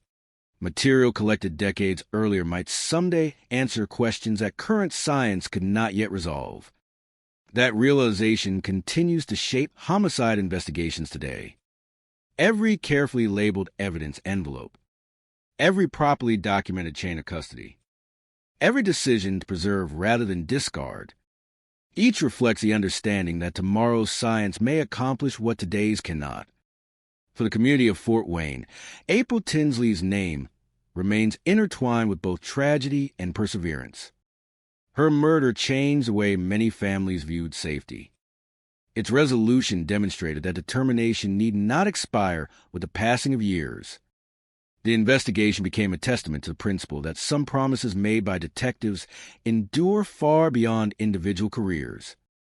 A promise to keep searching. A promise to keep asking difficult questions. A promise that a victim's name will not be forgotten simply because the calendar continues to turn. In the end, the case did not reveal a perfect system. It revealed one that continued learning, one that adapted, one that combined the dedication of investigators from different generations with scientific advances unimaginable in 1988. For nearly 3 decades, the evidence waited in silence. When science finally learned how to hear what it had been preserving all along, that silence came to an end. The resolution of the April Tinsley case became more than conclusion of a single investigation. It became a defining example of how the landscape of criminal investigations had changed. A case that began with handwritten reports, neighborhood searches, and forensic methods limited by the technology of the late 1980s had eventually reached its conclusion through a combination of perseverance, preservation, and scientific advancement. But behind every solved cold case is a reality that statistics and headlines often fail to capture. The years of waiting. For April's family, the investigation was not a historical event. It was a lifetime measured in unanswered questions. While detectives changed assignments and technology evolved, the loss remained personal. The passage of time could change the world around them, but it could never change the fact that a child had been taken away, and that decades passed before the truth emerged. The public often sees the final moment of a cold case, the arrest, the announcement, the courtroom proceedings. What remains less visible is the long period before that moment, when investigators continue working without knowing whether the breakthrough will ever come. Cold case detectives understand that solving an old investigation requires a different kind of persistence. There may be no immediate leads, no new witnesses, no obvious path forward. Instead, there are boxes of evidence, old interviews, forgotten details, and questions that must be asked again with the knowledge of the present. A statement recorded decades earlier may carry a different meaning when viewed through new information. A piece of evidence considered limited in the past may become valuable with improved technology. A decision made during the original investigation may prove critical years later. In April's case, the preservation of biological evidence became one of the most important factors in allowing investigators to continue searching. Without that evidence, the possibilities created by modern forensic science would never have existed. The lesson extended beyond one investigation. Across the country, law enforcement agencies began reviewing unresolved cases with renewed attention. Thousands of crimes have remained open not because investigators stopped caring, but because the available tools had not yet reached a point where they could provide answers. Science changed that equation. The rise of forensic genetic genealogy introduced a new investigative approach, but also created new responsibilities. Law enforcement agencies, forensic specialists, and legal professionals face questions about privacy, ethics, and proper procedures. The same technology capable of identifying unknown offenders could also reveal information about people who had never been connected to a crime. The debate surrounding these methods continued as agencies worked to establish standards for responsible use. For investigators, however, the fundamental goal remained unchanged. Find the truth. Identify the person responsible. Provide answers to victims' families. The April Tinsley investigation demonstrated that solving a cold case is rarely the result of one dramatic discovery. It is usually the result of accumulated effort. The detective who records a detail, the laboratory technician who preserves a sample, the investigator who reviews an old report, the analyst who recognizes a pattern. Each contribution matters. Each moment becomes part of a much larger timeline. When April was murdered in 1988, the technology that would eventually help identify her killer did not yet exist in its current form. The investigators working that case had no guarantee that their efforts would succeed. They operated on a principle shared by generations of law enforcement officers assigned to unsolved crimes. Preserve the evidence. Document everything. Keep looking. Because someday the tools may exist. And someday, the truth may finally have a way to come forward. The story of April Tinsley also changed the way many people viewed time itself in criminal investigations. For offenders who believe years create distance, the case delivered a powerful message. Time does not always erase evidence. Sometimes it protects it. A person may believe that an old crime belongs only to the past, but evidence does not experience time the way people do. A biological sample collected decades earlier does not forget. A record does not lose its meaning. A carefully preserved piece of information can remain waiting for the moment when technology and determination finally meet. That possibility has given hope to countless families connected to unresolved cases. Families who still look at photographs. Families who still remember voices. Families who still wait for answers. The conclusion of April's case did not undo the tragedy of what happened in 1988. Nothing could restore the years that were lost, but it did provide something that had been missing for decades. Certainty. The uncertainty that surrounded the investigation for so long had finally been replaced by a documented account of what happened and a legal resolution. For a community that had carried the memory of the crime for generations, the ending represented a significant moment. A case that once seemed frozen in time had moved forward. A question that had remained unanswered for decades had finally been resolved. And the evidence that had waited quietly since the spring of 1988 had fulfilled its purpose. It had spoken. For many people who followed the April Tinsley case, the final resolution created a powerful contrast between two moments separated by nearly 3 decades. One moment was defined by confusion. A child missing. A community searching. A family waiting for news that would never come. The other moment was defined by answers. A suspect identified. Evidence confirmed. A case that had remained open for generations finally reaching the courtroom. Between those two moments existed 30 years of uncertainty, and within that space was the true story of a cold case, not only the search for a person responsible, but the endurance required to continue searching when success seemed impossible. The investigation became a reminder that victims remain at the center of every cold case. Behind every evidence report is a life interrupted. Behind every photograph is a person remembered not by the crime committed against them, but by the moments they had before happened. April Marie Tinsley was 8 years old when her life was taken. For decades afterward, her name represented both a tragedy and a promise that her story would not disappear, a promise that the passage of time would not reduce the importance of what happened.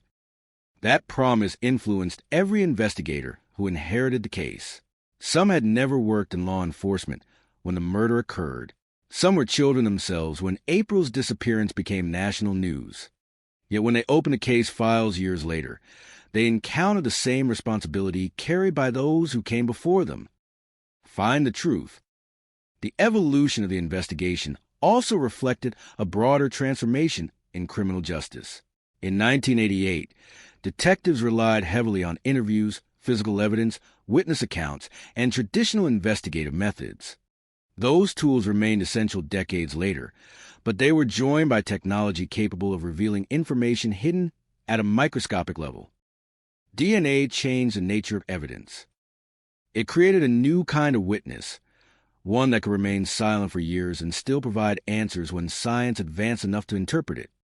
The April Tinsley investigation demonstrated the importance of thinking beyond the limits of the present. Investigators in 1988 could not know exactly how forensic science would develop. They could not predict the rise of genetic genealogy or the ability to connect unknown DNA profiles through distant family relationships. But they understood something fundamental. Evidence mattered. Every item collected could someday become important. Every detail preserved could someday help complete the picture. That principle has become one of the defining lessons from cold case investigations around the world. The work does not end simply because answers do not arrive quickly. Some investigations move at the speed of science. Others move at the speed of human memory. Some require both. As years passed, the April Tinsley case remained a symbol of the challenges faced by investigators handling crimes from another era. Technology changed. Communities changed. The methods changed. But the central mission remained exactly the same. Protect the victim's story. Pursue accountability. Search for the truth. The case also highlighted the emotional complexity surrounding solved investigations. For many families, justice brings relief, but it does not erase grief. An arrest cannot return the years that were lost. A conviction cannot restore the future that was taken away. Justice answers questions. It does not reverse time. That reality is understood by every family who has waited years for a cold case to be solved. They are not simply waiting for a name. They are waiting for acknowledgement. They are waiting for the world to recognize that what happened mattered. They are waiting for the person they lost to be remembered beyond the circumstances of their death. April's case ultimately became one of those rare investigations where the past and the future collided. The past provided the evidence. The future provided the technology. Between them stood generations of investigators who refused to let the case disappear. The result was a breakthrough that changed how many people viewed unresolved crimes. A case that once appeared trapped in history proved that old evidence could still have a voice. And sometimes, after decades of silence, that voice can finally be heard. The story of April Tinsley remains a reminder that every unsolved case carries possibilities that may not yet be visible. A file marked inactive is not necessarily forgotten. A piece of evidence considered limited today may become decisive tomorrow. The future of forensic science continues to evolve. New methods will emerge. New questions will be answered. And somewhere, in evidence rooms across the country, there are still cases waiting for the moment when technology catches up with the truth. Because time can hide many things, but it does not always hide them forever. The impact of the April Tinsley case extended far beyond the moment when investigators finally identified the person responsible. Its significance reached into police departments, forensic laboratories, and communities across the country because it represented something larger than one investigation. It represented the possibility that time does not have to become the final barrier between a crime and justice. For decades, cold cases have carried the same painful pattern. A victim is lost. A family waits. Investigators search. Evidence is collected. And then, without the technology or information needed to move forward, the investigation enters a long silence. But silence is not the same as surrender. In April's case, that silence lasted for nearly 30 years. During that time, the world changed dramatically. The way people communicated changed. The way information was stored changed. The way investigators analyzed evidence changed. Yet the core fact of the case remained untouched. A little girl had been taken from her community. A family had been left with unimaginable grief. And somewhere, the truth remained hidden inside evidence collected decades earlier. The eventual resolution demonstrated the importance of patience in criminal investigations. Not every case is solved through a single witness, a sudden confession, or an immediate breakthrough. Some investigations require years of accumulated progress before the final pieces become available. The detectives who worked April's case at different points in time were connected by a common purpose. They inherited questions left behind by previous investigators, and they carried those questions forward using whatever tools were available during their own era. The original investigators worked with the technology of the 1980s. Later detectives worked with more advanced forensic methods. Eventually, a new generation combined traditional police work with genetic research techniques that had not existed when the crime occurred. Each generation contributed something essential. The case became a timeline of investigative evolution. At the beginning, detectives searched neighborhoods, interviewed witnesses, and followed leads through conventional methods. Later, forensic science provided a biological connection that remained consistent despite the passage of decades. Finally, advanced genetic analysis helped investigators move from an unknown DNA profile toward an identified individual. The breakthrough did not happen because one method replaced another. It happened because multiple methods worked together. That lesson became one of the most important aspects of the investigation. Modern technology is powerful, but it does not investigate crimes by itself. Behind every scientific result are people making decisions, evaluating information, checking assumptions, and ensuring that evidence is handled correctly. The April Tinsley case showed that technology can open doors, but investigators still have to walk through them. For communities affected by violent crime, the resolution of a cold case can create complicated emotions. There may be relief that answers have finally arrived, but there is also the reality that nothing can restore what was taken. The passage of time creates its own kind of loss. A child who should have grown older remains forever remembered at the age they were taken. A family imagines the life that could have been.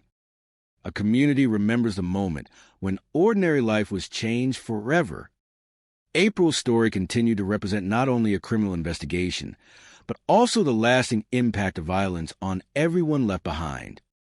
Her name became associated with perseverance, with remembrance, with a determination to continue searching even when years passed without resolution.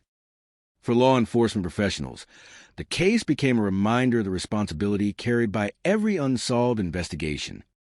A file is never just paper.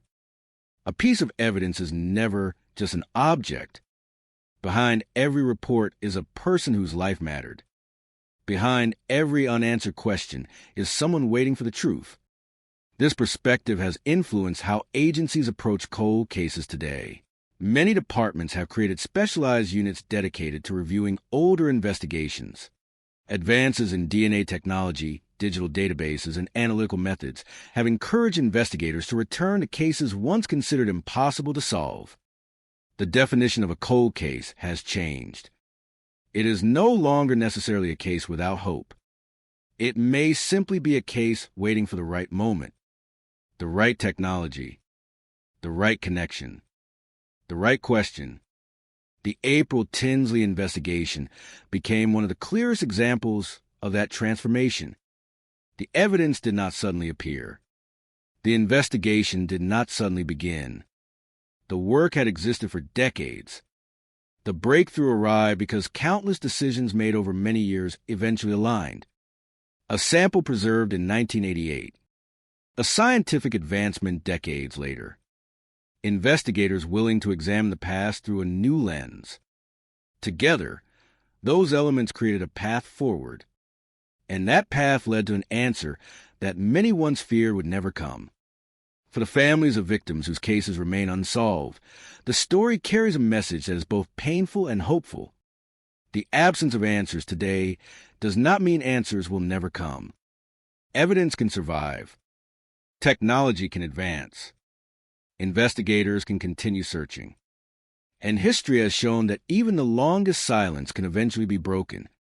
The final chapters of a cold case are often measured by the moment the investigation ends. But for the people who live through the years of uncertainty, the story is measured differently. It is measured in birthdays, in anniversaries, in memories preserved through photographs, in the quiet moments when families remember the person they lost and wonder what life might look like if that tragedy had never happened.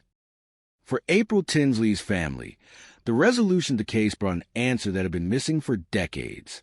But the passage of time had already changed everything. A legal conclusion could explain what happened, but it could not return the years that had passed. That is the difficult reality behind every solved homicide. Justice can arrive late, but it cannot travel backward. The investigation's significance came not only from the identification of the offender, but from what the process revealed about persistence. For 30 years, the case moved through different eras of policing. It survived changes in leadership, changes in technology, and changes in the way society understood forensic evidence. Yet one element remained constant: the determination to continue searching. That determination is often invisible to the public. Most people see the final announcement, the press conference, the courtroom outcome.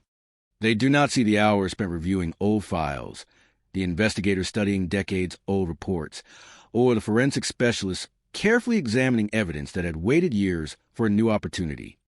Cold case investigations are built on patience. They require investigators to believe that unanswered questions still deserve attention. They require families to maintain hope when the world has moved on. And they require science to continue developing.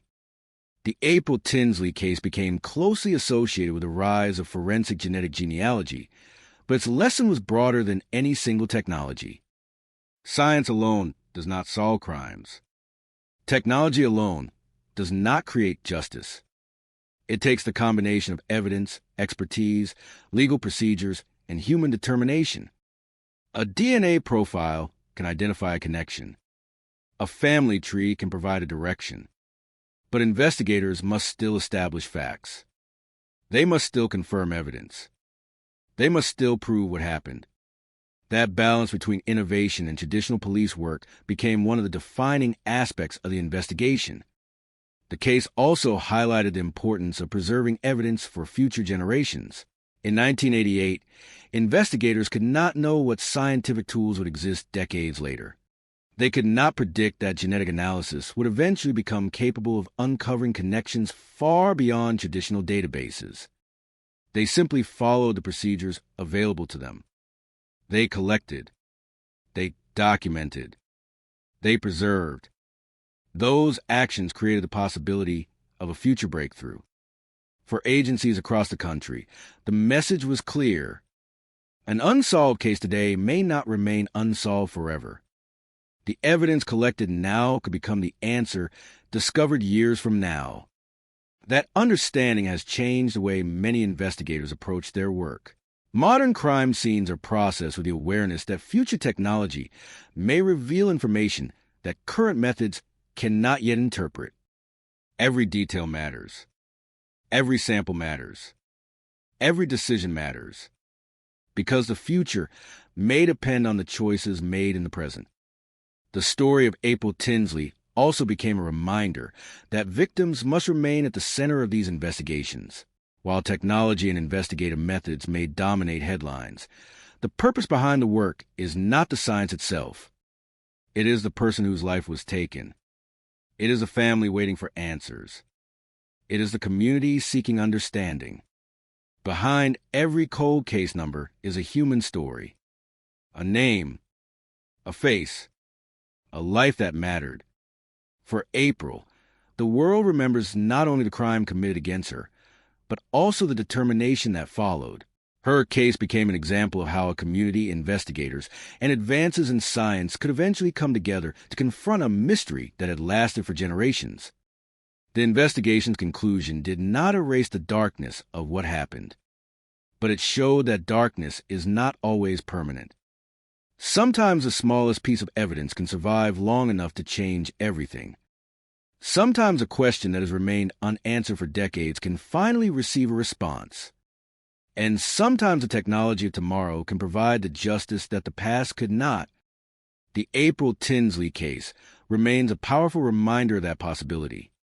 A reminder that evidence has a memory. A reminder that investigators' promises can endure beyond careers and lifetimes. A reminder that victims are never just forgotten names in old reports. For nearly 30 years, April's case waited. It waited through changing generations. It waited through changing technology. It waited through years when the answer seemed impossibly far away.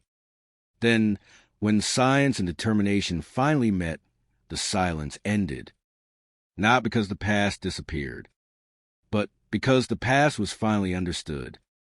The conclusion of the April Tinsley case left behind a lasting question that extended beyond one investigation.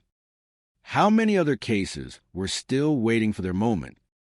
Across the United States, law enforcement agencies began looking differently at evidence collected years earlier. Storage rooms filled with old case files were no longer viewed only as reminders of past failures. They became collections of possibilities. Inside those files were unanswered questions. Inside those evidence boxes were pieces of stories that had not yet been completed. The lesson from April's case was not that every cold case would suddenly be solved. Investigators knew reality was far more complicated. Some evidence disappears. Some witnesses are no longer available. Some cases lack the critical information needed for a breakthrough. But April's investigation proved something important. Time alone does not make a case impossible. A case can remain alive through careful preservation, continued review, and the willingness to search for new answers. The investigation also changed the way many people viewed the relationship between the past and the future. In 1988, detectives worked within the limits of their era. They used the best methods available to them. They followed leads. They collected evidence. They documented everything they could. They could not see what was coming. They could not imagine a future where a computer database and genetic research could reveal connections hidden across generations. But their work created the foundation for that future. That is the nature of investigative progress. One generation gathers the evidence. Another generation discovers how to interpret it. A later generation may finally uncover the truth. The people who worked the original investigation were not solving only for their own time. They were preserving the possibility of justice for the future. That idea has become one of the most powerful lessons from modern cold case investigations. Every decision matters. Every procedure matters. Every piece of evidence has potential value. For families who continue waiting for answers in other unsolved cases, the story of April Tinsley carries a complicated message. It offers hope, but it also reflects the painful reality of waiting. The years cannot be returned. The moments lost cannot be recovered. A solved case can bring accountability, but it cannot erase grief. Families often describe the period before resolution as living with an unanswered question that follows them everywhere. There's no final chapter, no complete explanation, no certainty about what happened or why. That uncertainty creates its own form of suffering. The resolution of a cold case changes that. It replaces questions with facts. It allows families to finally understand what happened. It allows communities to move forward with a clearer picture of the past. For investigators, that moment represents the purpose behind years of work. Not recognition. Not headlines. Answers. The April Tinsley investigation also demonstrated how criminal investigations have become increasingly interdisciplinary. Modern cases may involve detectives, forensic scientists, genetic researchers, legal experts, and analysts working together across different fields. The traditional image of a detective solving a case alone has changed. Today, complex investigations often depend on collaboration. A detective may provide the investigative experience. A laboratory may provide scientific analysis. A researcher may uncover connections hidden within massive amounts of information. Together, these efforts create a path that no single person could create alone. That collaboration became essential in bringing April's case to its conclusion. The breakthrough was not the result of one discovery. It was the result of decades of accumulated work. The investigation survived because people continue believing that the answer existed somewhere. That belief is what keeps many cold cases alive. Not certainty. Not guarantees. Commitment. The name April Tinsley remained connected to one of Indiana's most recognized homicide investigations because her case represented both tragedy and perseverance. It showed the devastating impact of violent crime, but also demonstrated the possibility of justice arriving after unimaginable delays. Her story became part of a larger conversation about the future of criminal investigations. How can technology help solve older crimes? How can investigators protect privacy while using new tools? How can communities support families who continue waiting? These questions continue shaping discussions in law enforcement and forensic science. As technology advances, new possibilities will emerge. Methods that seem impossible today may become standard tomorrow. Evidence that appears limited today may reveal information years later. The future of investigations will always depend on the same principle that guided April's case from the beginning. Never assume the truth is gone. Sometimes it is simply hidden. Sometimes it requires patience. Sometimes it requires a new way of looking. And sometimes, after decades of silence, the smallest piece of evidence can become the voice that finally tells the world what happened. For April Tinsley, that voice came after nearly 30 years. It came through science. It came through persistence. It came through the work of many people who refused to let time close the door forever. And in the end, the case that once seemed impossible became a reminder of something investigators have long understood. Justice may be delayed, but with determination, evidence, and time, it may still find its way home. The final resolution of the April Tinsley case did not erase the years of uncertainty that came before it. Instead, it revealed something far more powerful about the nature of justice. Some answers do not arrive quickly. Some truths remain buried beneath decades of silence. Some investigations survive because someone, somewhere, refuses to believe that time has won. For nearly 30 years, April's case existed in that space between hope and heartbreak. It was not forgotten, but it lived in the difficult reality faced by thousands of families connected to unsolved crimes. The world continued moving forward, while one question remained frozen in the past. Who was responsible? The answer eventually came through a combination of old evidence and new science, but the foundation had been built long before the breakthrough. It began on the day investigators first entered the case. It continued through every interview conducted, every document reviewed, every piece of evidence preserved, and every detective who decided that an old file was still worth opening. Cold cases often depend on decisions made by people who never know how important those decisions will become. A detective collecting evidence in the 1980s could not predict the capabilities of future forensic technology. A laboratory technician preserving a sample could not know that decades later, scientists would have tools capable of extracting information once considered impossible to obtain. Yet those actions created a bridge between the past and the future. That bridge became the path to justice. The April Tinsley investigation also changed public understanding of what a cold case really means. The word cold can suggest that an investigation has stopped, but in reality, many cold cases remain active in ways the public never sees. Behind closed doors, investigators continue reviewing information. They monitor developments in forensic science. They compare old evidence with new databases. They search for connections that may not have existed years earlier. The absence of headlines does not always mean the absence of effort. Sometimes, the most important progress happens quietly. That quiet work became one of the defining elements of April's case. For years, investigators had no public announcement to make. They had no dramatic breakthrough to reveal. They could only continue following the evidence and waiting for the moment when science provided another opportunity. That moment eventually arrived. The emergence of advanced DNA techniques transformed how investigators approach previously unsolvable crimes. Biological evidence, once viewed as limited, became a source of information capable of changing entire investigations. But even as technology advanced, the human element remained unchanged. Investigators still needed discipline. They still needed patience. They still needed the ability to separate possibilities from facts. A genetic connection could provide direction, but it could not replace investigation. A scientific result could suggest a path, but it still required confirmation through traditional methods and legal standards.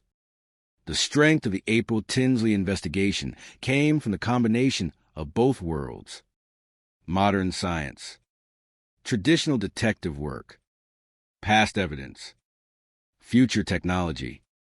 Together, they created an answer that had escaped investigators for decades. The case also became a reminder of the importance of remembering victims beyond the circumstances of their deaths.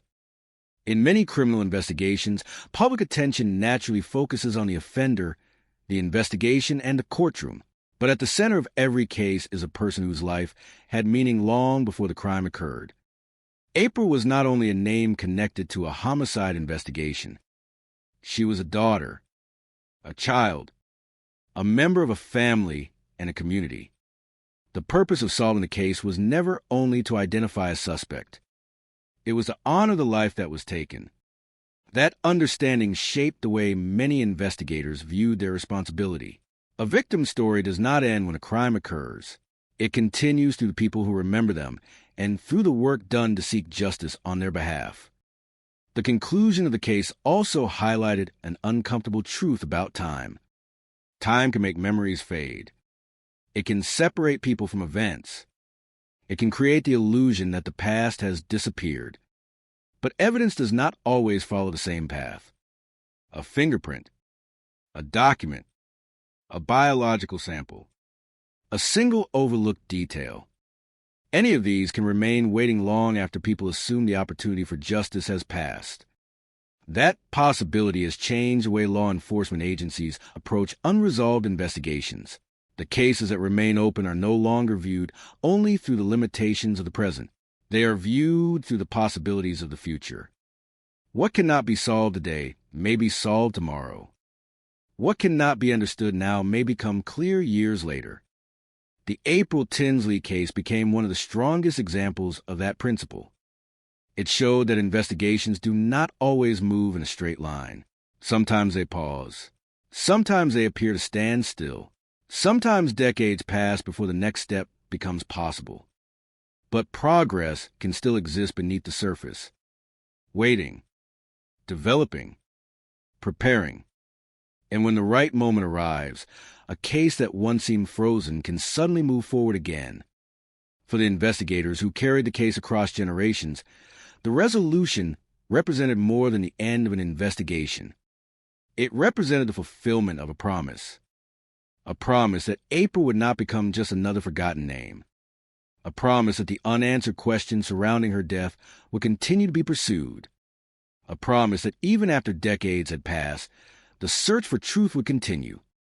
Because some cases are not defined by how long they remain unsolved. They are defined by how long people refuse to stop searching. The story of April Tinsley's murder began with a question that seemed impossible to answer. Who was responsible? For decades, that question remained unanswered. It followed investigators through changing generations. It remained with a community that never forgot. It stayed with a family forced to live with a loss that could never truly be measured. But the story did not end with silence. It continued through evidence, through persistence, through the belief that even the oldest cases can still hold the possibility of justice. Nearly 30 years separated the crime from the moment investigators finally identified the person responsible. During that time, the world transformed around the investigation. Technology advanced. Scientific understanding expanded. New methods emerged that allowed investigators to examine evidence in ways that were unimaginable when April was killed. Yet the foundation remained the same. The evidence collected at the beginning, the reports written by the first investigators, the careful work of people who had no way of knowing that their decisions would matter decades later. That is often the unseen story behind a solved cold case. The final breakthrough may happen in a single moment, but the path to that moment is built over years. Every cold case carries a history. It carries the memories of detectives who searched when answers seemed distant. It carries the voices of witnesses who tried to help. It carries the pain of families who continued waiting. And it carries the life of the victim, a life that deserves to be remembered beyond the tragedy that ended it. For April Tinsley, the passage of time created a painful contrast.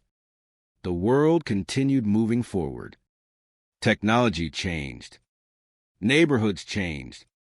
Generations grew older. But the unanswered questions surrounding her death remained. That uncertainty was one of the most difficult parts of the investigation. Not knowing creates its own kind of suffering. Families affected by unresolved crimes often live between two realities. They know what happened to their loved one, but they do not know the complete truth. They know there was a loss, but they do not know who should be held accountable. The resolution of a cold case changes that reality. It cannot restore what was lost. It cannot undo the damage, but it can provide something that every family deserves. Answers. The April Tinsley investigation became a powerful example of how justice can survive across generations. It showed that a case does not have an expiration date, simply because years have passed. The evidence remained. The investigation remained. The search remained. And eventually, the technology arrived that allowed investigators to move forward. The use of advanced DNA techniques represented a turning point not only for this investigation, but for the future of criminal investigations everywhere.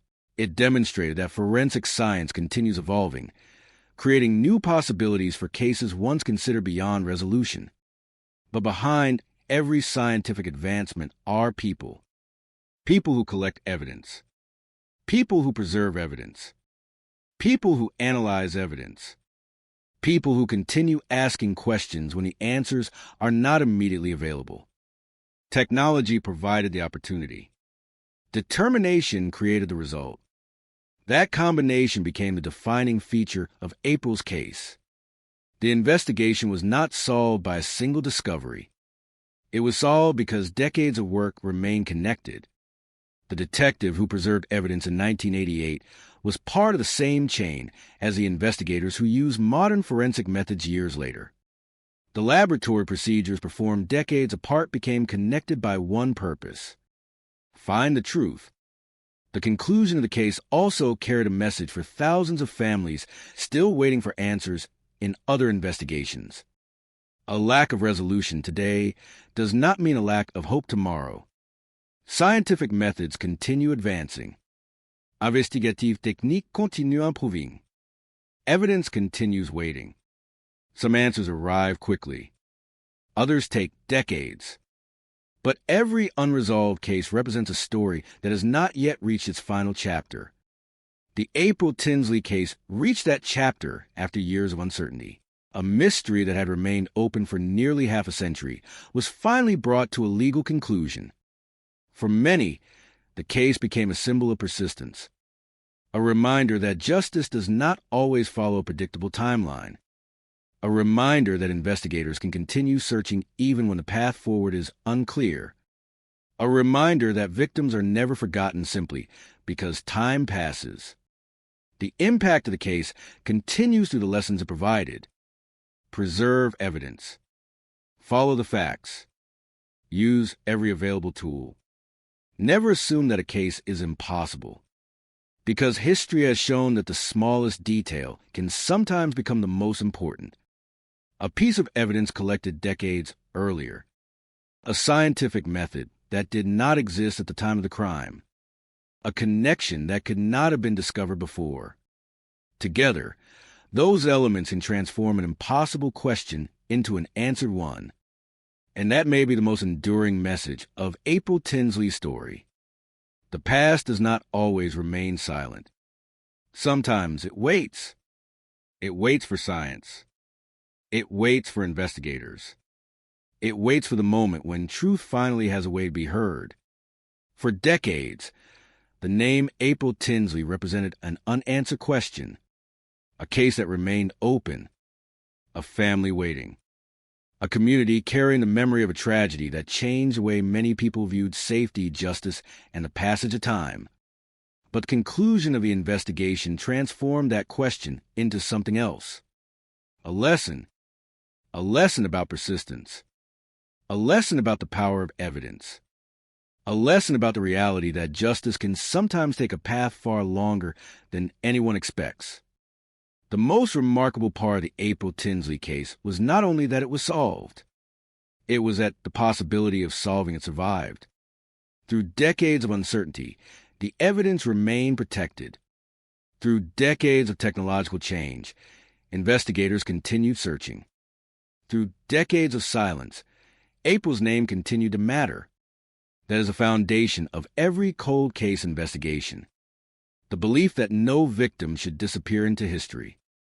The belief that every unanswered question deserves attention. The belief that time should not determine whether someone receives justice. The world often remembers the final moment of a case, the arrest, the announcement, the courtroom proceedings. But the true story of justice is usually much longer. It begins with people making careful decisions when the outcome is unknown. It begins with investigators collecting evidence without knowing whether it will ever reveal its secrets. It begins with families choosing to remember when others have moved on. And sometimes, decades later, those decisions become the reason the truth finally emerges. The April Tinsley investigation became a symbol of that endurance. It showed that evidence does not have a memory of time. It does not know how many years have passed. It does not know how many investigators have changed. It simply remains, waiting for the moment when human knowledge becomes advanced enough to understand what has been carrying all along. That idea continues to influence modern criminal investigations. Every evidence room contains possibilities. Every unsolved case contains unanswered questions. Every preserved sample represents information that may one day become significant. The science of today may not be the science of tomorrow. An impossible case of one generation may become the solvable case of another. But technology alone is never the entire story. Behind every breakthrough are people who refuse to give up, people who examine old files, people who challenge old assumptions, people who believe that a victim's story deserves to be completed. That commitment is what carried April's case across generations. From the investigators who first searched for answers in 1988 to the specialists who later applied modern forensic methods, each person contributed a piece of a much larger puzzle. The final picture only became visible because every piece was preserved. Every effort mattered. Every unanswered question remained important. For the community that remembered April, the resolution brought a moment that many once believed might never come. The uncertainty ended. The mystery ended. The silence ended. But the memory remained. Because the purpose of solving a case is not only to identify the person responsible, it is also to remember the person whose life was taken. April Tinsley will always be remembered as more than a name connected to a crime investigation. She represents the families who wait, the investigators who continue searching, and the belief that justice can still arrive, even after decades have passed. Her story stands as a reminder that some mysteries are not solved because they were easy. They are solved because people refuse to stop looking. And somewhere across the world, there are still cases waiting for their moment. Evidence waiting for new technology. Families waiting for answers. Investigators waiting for the breakthrough that changes everything. The lesson from April Tinsley's case is simple. Time can delay justice. But time does not always defeat it. Because sometimes the smallest piece of evidence can survive longer than the person trying to hide the truth. Sometimes a question that has haunted generations can finally be answered. And sometimes, after years of silence, the past finally speaks. The story of April Tinsley's case is ultimately a story about time. Time as an obstacle. Time as a witness. Time is the force that separates a crime from a moment when justice finally arrives. For many years, the unanswered question surrounding April's death represented one of the most painful realities of criminal investigations. A case can remain active for decades, while families continue carrying the weight of uncertainty. The passage of years may change the world around them, but it does not change the importance of the truth. That truth remained the goal from the beginning. Not revenge, not recognition, not headlines. Justice. The investigation demonstrated that solving a cold case is rarely about one perfect moment. It is about thousands of smaller moments connected across generations. A decision to preserve evidence. A detective choosing to review an old report. A scientist developing a new method. An investigator willing to look at a decades-old mystery from a completely different perspective. Each step becomes part of a chain. Break one link, and the answer may remain hidden. Protect the chain, and the possibility of justice survives. That is why cold cases continue to matter. They represent more than unfinished investigations. They represent unfinished promises. Promises made to victims. Promises made to families. Promises made by investigators who understand that some questions cannot simply be left behind. The April Tinsley case became one of those investigations that changed how people viewed the relationship between the past and the future. The past contained evidence. The future provided the tools. And between those 2 points stood the people who refused to let the story end without an answer. Modern forensic science has continued to evolve, but the lesson remains the same. Technology is only as powerful as the commitment behind it. A database, a laboratory result, or an advanced analytical method can provide information, but it takes human judgment to understand what that information means. It takes investigators to ask the right questions. It takes patience to follow the evidence. It takes responsibility to ensure that every conclusion is supported by facts. That balance between science and investigation defined the path toward resolution. The case also serves as a reminder that victims are never simply names attached to old files.